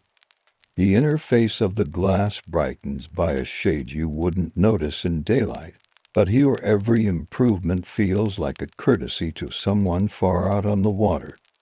While the chimney rests, he looks up at the lens and thinks, as he often does, about the way it gathers what would be lost and teaches it to go forward. Years ago, lights were simple flames with heavy glass earnest, dim, hungry. Then a Frenchman learned to slice the problem into pieces, ring by ring, until light walked farther without asking for more oil. It is the sort of modest revolution he admires, not noisy, not proud, only quietly more exact. He trims the wick only a breath. The knife edge takes a thin smile from the cotton, evening the line. He lowers the wick until the flame seems to transcend itself. No flicker, no complaint, just that small rectangle, steady as a held thought. He settles the chimney back into its brass collar, secures the guard, and watches the light settle. A very audible murmur answers, "Yes, thank you, that is right." He makes his rounds again. The service cupboard holds its citizens in order spare mantles for the lamp that uses them when fog demands a different brightness, tins of graphite, a stack of folded lint-free cloths that look like a drawer full of winter sky. He inventories them with his eyes and closes the door. Inventory is a kind of sleep for objects. When everything is known, everything can rest. On the writing table, he opens the meteorological book, a thicker volume than the daily log, with ruled columns and small printed words. Wind, sky, see this, remarks. He prints his answers slowly, letters all of one height. Then adds a short note. Bird past the light at 0013, no strike. It seems minor. And yet he knows a record of such quiet events can be useful to someone he will never meet. When fog comes, and it will come in some future night, he will wake the horn or set the bell striker to its rule, and the tower will speak in sound as well as light. Tonight the horizon keeps its edge clean. Even so, he checks the striker box and the hammer spring, easing a drop of oil into the socket. He pulls the test lever once and listens. The bell answers with a low note, not loud, only a reminder that music sleeps inside the iron and can be asked politely to wake. He pours a little water into the basin and washes his hands. Oil and polish leave a fine memory on the skin. Water smooths it away. He rubs his hands dry and sets the towel over the warm rail by the stove. The kettle thrums. He adds a splash to the cup where an old tea bag waits. He drinks without thinking much about it, which is its own kind of comfort. On the shelf is a box of small tools, each wrapped in paper, a tiny file, a burnisher for scratches on bright work, a screwdriver so narrow it could part the hairs of a clock. He unwraps the burnisher and works a faint mark from the brass lamp foot, not because anyone else would see it, but because the quiet gives him the gift of time to notice. When the mark is gone or nearly gone, he breathes and rewraps the tool, tucking it back where it lives. A faint sound lifts from the stairwell, like a whisper you can almost hear. Sometimes the stones themselves speak as they cool. He listens, decides it is only the small talk of materials settling into night, and smiles. He checks the door bolt to the service gallery. Firm. He checks the latch on the cupboard where storm panes rest. Sure. The lamp room is a circle of agreements. He sits and opens his pocketbook, not the official log, but the small one for personal lists and useful notions. He writes 3 things: replace wick box label, men's spare jacket elbow, ask boatman for 2 lengths of lamp wick, winter grade. He writes in pencil, because pencil forgives changes. Beside the 3rd item, he adds a tiny square, an empty box for the small pleasure of a later check mark.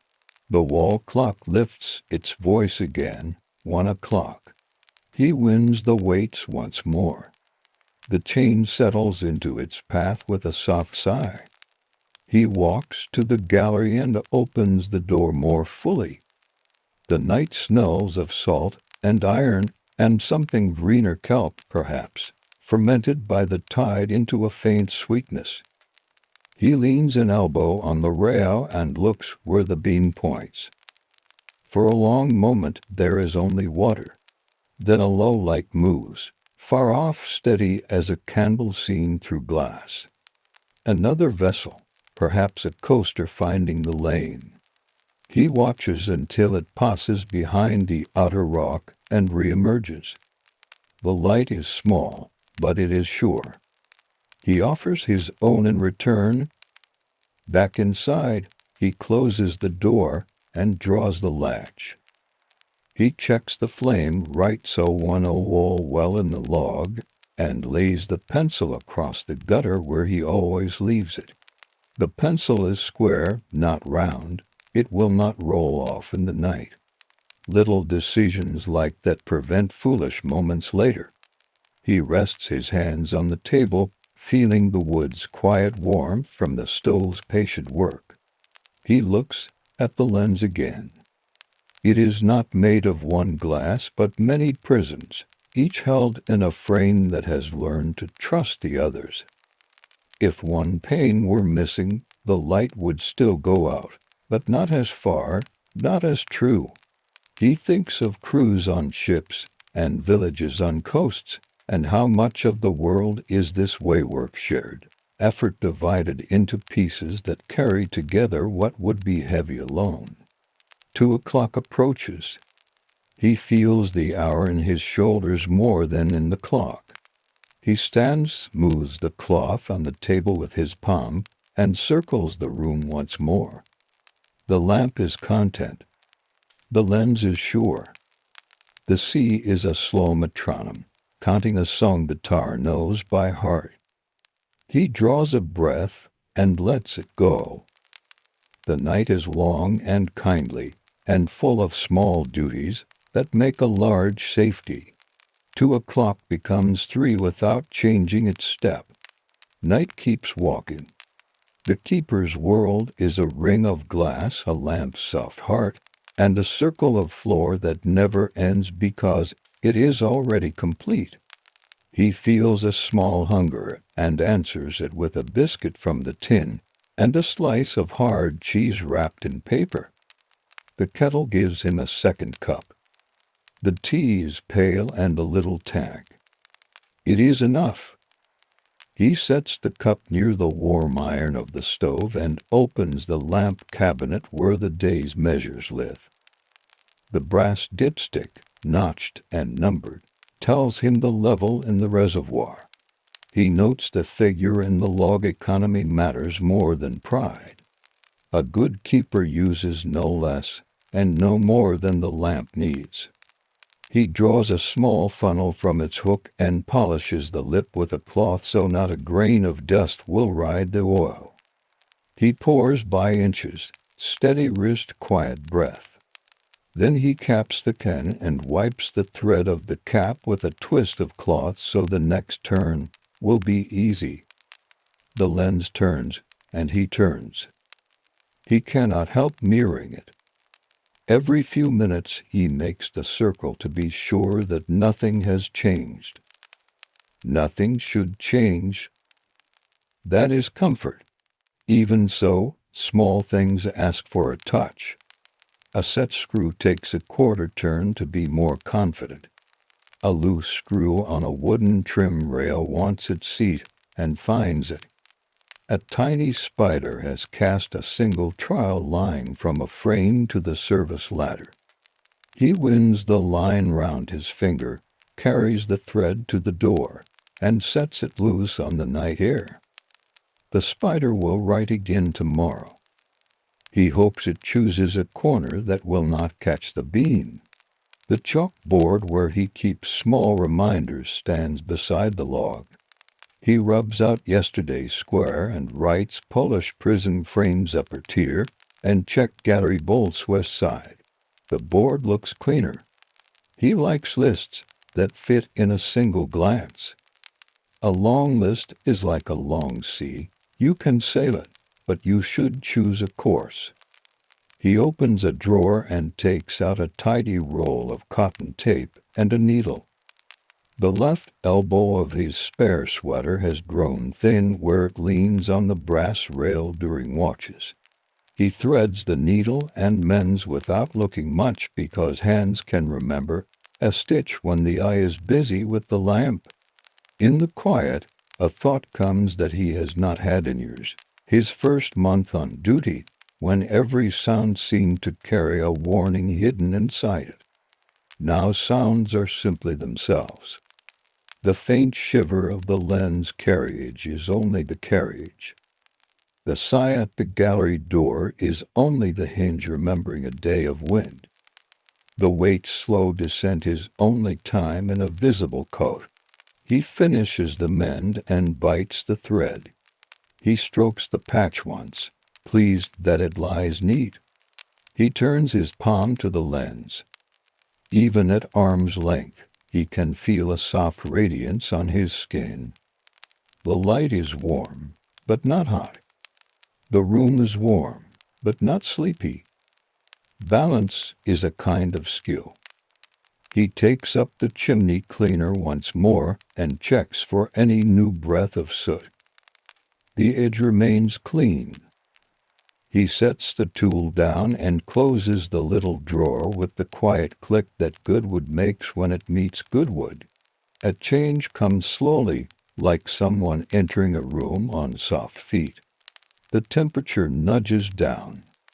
The sea's surface grows a shade paler where it touches the sky. He opens the gallery door and smells the hint the air leaves on the air just before dawn. It is salt, yes, but also a clean stone smell and the faint, sweet breath of kelp. He leans on the rail and listens. Far below, the backwash around the footings writes its smooth S over and over. If he looks long enough, he can feel the rhythm in his knees. He closes the door and returns to the clockwork. The chain has dropped another length. He grips the handle and wins. The action is familiar enough to feel like an old hymn. The ratchet's notes are the chorus. When the weight rests against its stop, he sets the pawl and tests the carriage with a finger. The lens moves along exactly as it should. He writes 030 all well and Ed's oil-topped mechanism wound light steady. Downstairs, the service room keeps its own cool. He goes there with a lantern to fetch a chamois and the little brush made from the tip of a feather quill. Dust is light and everywhere. He will never win, only keep the dance in step. He climbs the stairs with the sense that the tower itself is breathing with him stone in, iron out, glass in, wood out. At the lamp he breathes across the brush and moves it under the inner braces where dust likes to hide. The chamois waits to catch what the brush suggests. He palms the frame and feels no grit. The lamp if it could speak, would say thank you without raising its voice. He folds the chamois to a clean side, sets it down, and looks outward through the lens. The beam makes simple stripes on the water, faint, then bright, then faint again as the prisms pass. He thinks again of the engineer whose idea changed light. The world often turns on a quiet gear. In the keeper's line, improvements come as manners, more exact, more efficient, less smoke, less worry. The sea does not change its mind. People learn to meet it more politely. A moment of stillness lengthens into a minute. He feels drowsy in the nicest way, bone-deep content rather than pulled-down sleep. He takes a slow walk around the room to stay awake without arguing with his body.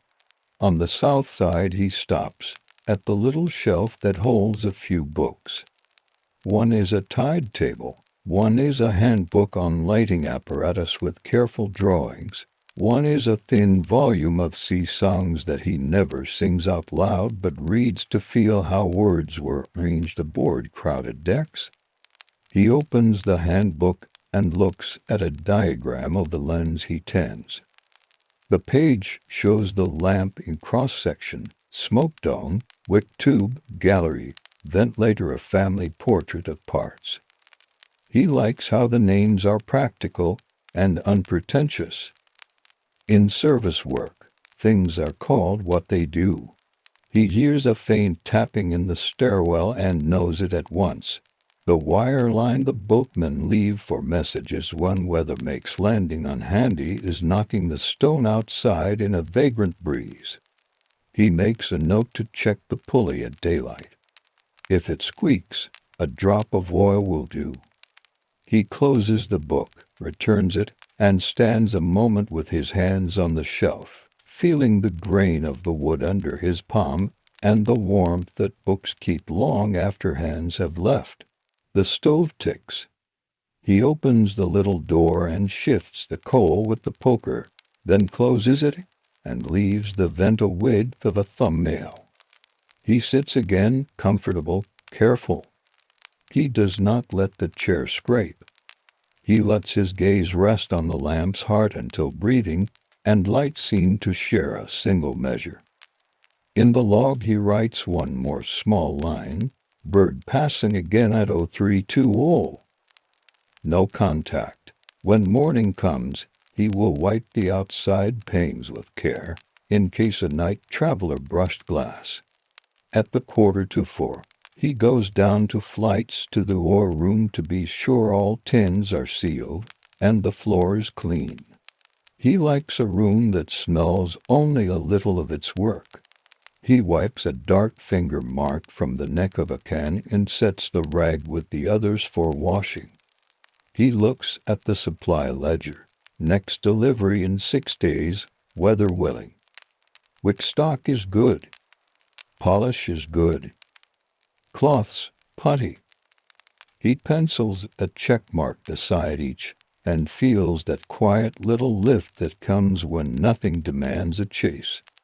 Back in the lamp room he checks the wick one more time, more by habit than need. The edge is even, the flame a clear rectangle edged in a faint blue.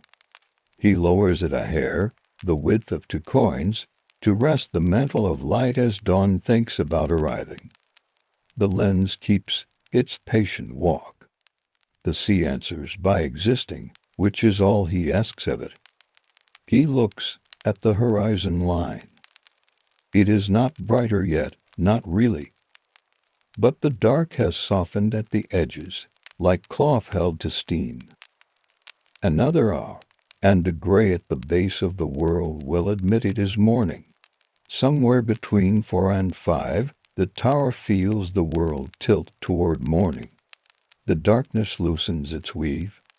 The sea keeps speaking, but its voice grows less secret. A thin seam of gray draws a straight, patient line where water meets sky.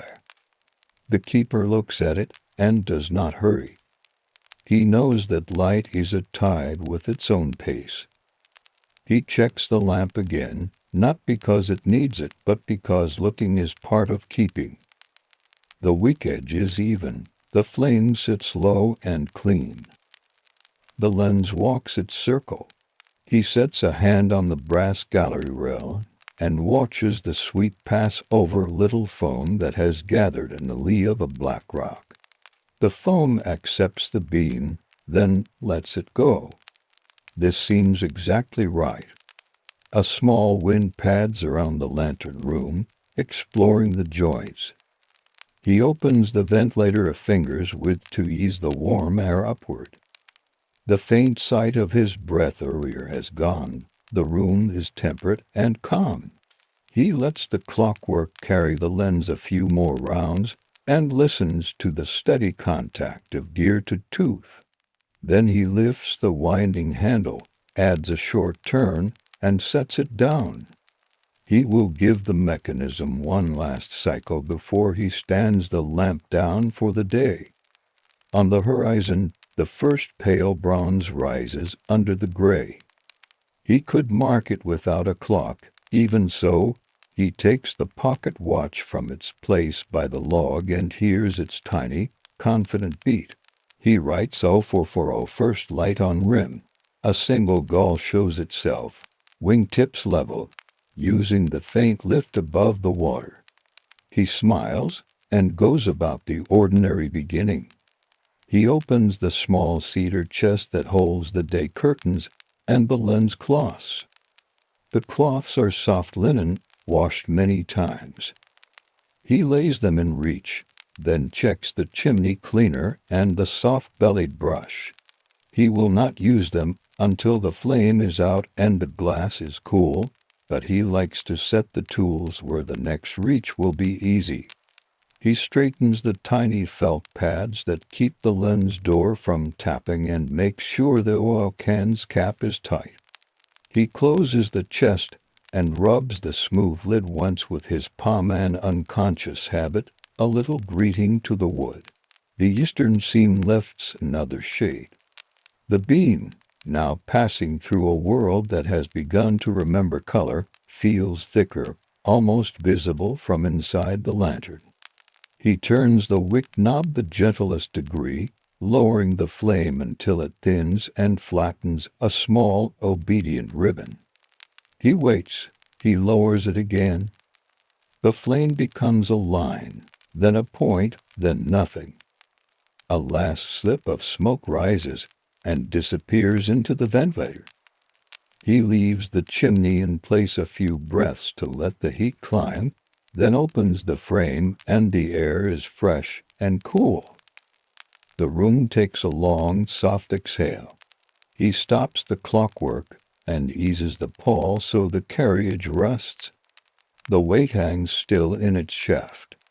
For a minute the world feels unusually quiet, as if a violin has been put into its case. He draws the light curtains around the lens pail, clean cloth that shields the prisms from direct sun. The curtains make a soft sound, like sails handled by careful fingers. He ties the tapes in familiar bows.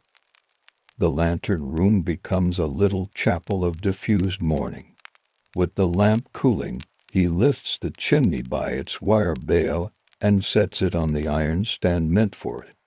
He checks the wick edge and trims one tiny charred high spot with the wick scissors, evening the line. He wipes the burner threads with a cloth and sets the cap. He tilts the reservoir to see if the oil moves to the mark that belongs to morning. It does. He writes in the log, 0501 extinguish. Reservoir at mark. Lens curtained. The horizon now glows like metal that is thinking of becoming hot. The water shows small planes of color and the first faint shadows of distant waves. He steps out to the gallery with the chamois and, keeping one hand on the rail, walks the circle to feel the day's first air. On the west side he reaches down to the ring where the halyard for the message line runs and turns the little pulley. It spins without complaint. He puts the smallest breath of oil on the axle from the tip of the can's spout and turns it again. Better. He looks at the tower's paint where wind reaches it most and makes a mental note to check the touch-up tin when the sea grants a dry day. Back inside, he removes the lens curtains one by one to dust the frames in the order written last night. Upper tier first. He uses the quill-tip brush to persuade a thread of lint out from under a screw head, then the chamois to collect it. He moves slow and even, stepping when the habit of stepping tells him. The work is without hurry. When finished, he shakes the cloth at the door and folds it to a clean side for next time. A small breakfast suits a long watch, and morning is his second beginning. In the service room he sets a pot on the stove, drops in a few oats, a pinch of salt, and stirs with a wooden spoon worn round at the edges. While it thickens, he slices the last dried apple from a string and stirs that in. The smell is homely and pleasant. He pours tea and sits on the chair that fits him. He does not always think during breakfast. Sometimes he simply eats. Today he allows himself a quiet glance at the sea between spoonfuls. It answers, as usual, by being there. Once the bowl is rinsed and set upside down, he takes the notebook where he keeps small personal lines and writes one sentence. The lens turned without complaint, he smiles at it. He closes the book and slides it back behind the ledger where only the keeper's hands will find it. From the trap door below the lantern room, he hears the small bump of something against the base of the tower. Likely drift. He will check the footings after the first round. Lifts the broom for the lantern room's daily sweep. Fine dust collects in a small pan, hardly enough to mention, but he empties it anyway and wipes the sill. By now, the horizon has drawn a narrow bar of true gold. Color returns, first to the steel of the tools, then to the wood, then to his hands. He steps out to the gallery once more. A fishing boat sketches itself along the inshore channel, oars working slow and easy. He raises a hand. Perhaps they see. Perhaps they do not. Either way, the gesture belongs to the morning. He returns inside and opens the log to a clean line. Time for the weather entry that begins the day. Wind light from the northwest, sea slight with a long swell from the west, sky fair, visibility improving. Sunrise 0517. He marks the figure. Then, lamp attended and secured. Mechanism at rest. Curtains in place. He adds a little dot beside each as he does them. The page looks orderly. The day will be orderly if the sea permits. At last, he makes the tower's downward walk, pausing on each landing as he always does to feel the step's depth, the banister's smoothness, the way the stone holds the cool of night even as sun finds it. On the ground floor, he opens the heavy door and stands at the threshold. A breeze comes in with a folded smell of rock salt and something almost like bread from the village beyond the point. He steps out and walks the path to the ladder that climbs down to the footing. The tide, at half, pushes and withdraws with a tidy sound. The bump he heard is only a piece of floatwood. He pushes it off with the boat hook and watches it accept the current's decision. He looks up the tower's height from the base. In daylight, the lantern glints faintly and the prisms, behind their curtains, keep their counsel. The tower is a day mark now, a promise more than a shout. He feels that small inward click that says the long watch has slid into day's work, and day's work will slide into the next night. and the seam between them is thin and friendly. He goes back inside, climbs once more to put the cooker to rights, and fold the log open for any note he may make at 9. He sets the kettle with a little water to be ready for the first visitor, if one comes, and he lays a clean mug beside it. He stands in the center of the room a final moment, hearing nothing that asks him to move. The sea strokes the stone. The lens, resting, keeps its own patience. His hands, without being told, rest on the brass rail in thanks. Now these stories will keep you company as you rest. Thank you for listening, and sweet dreams.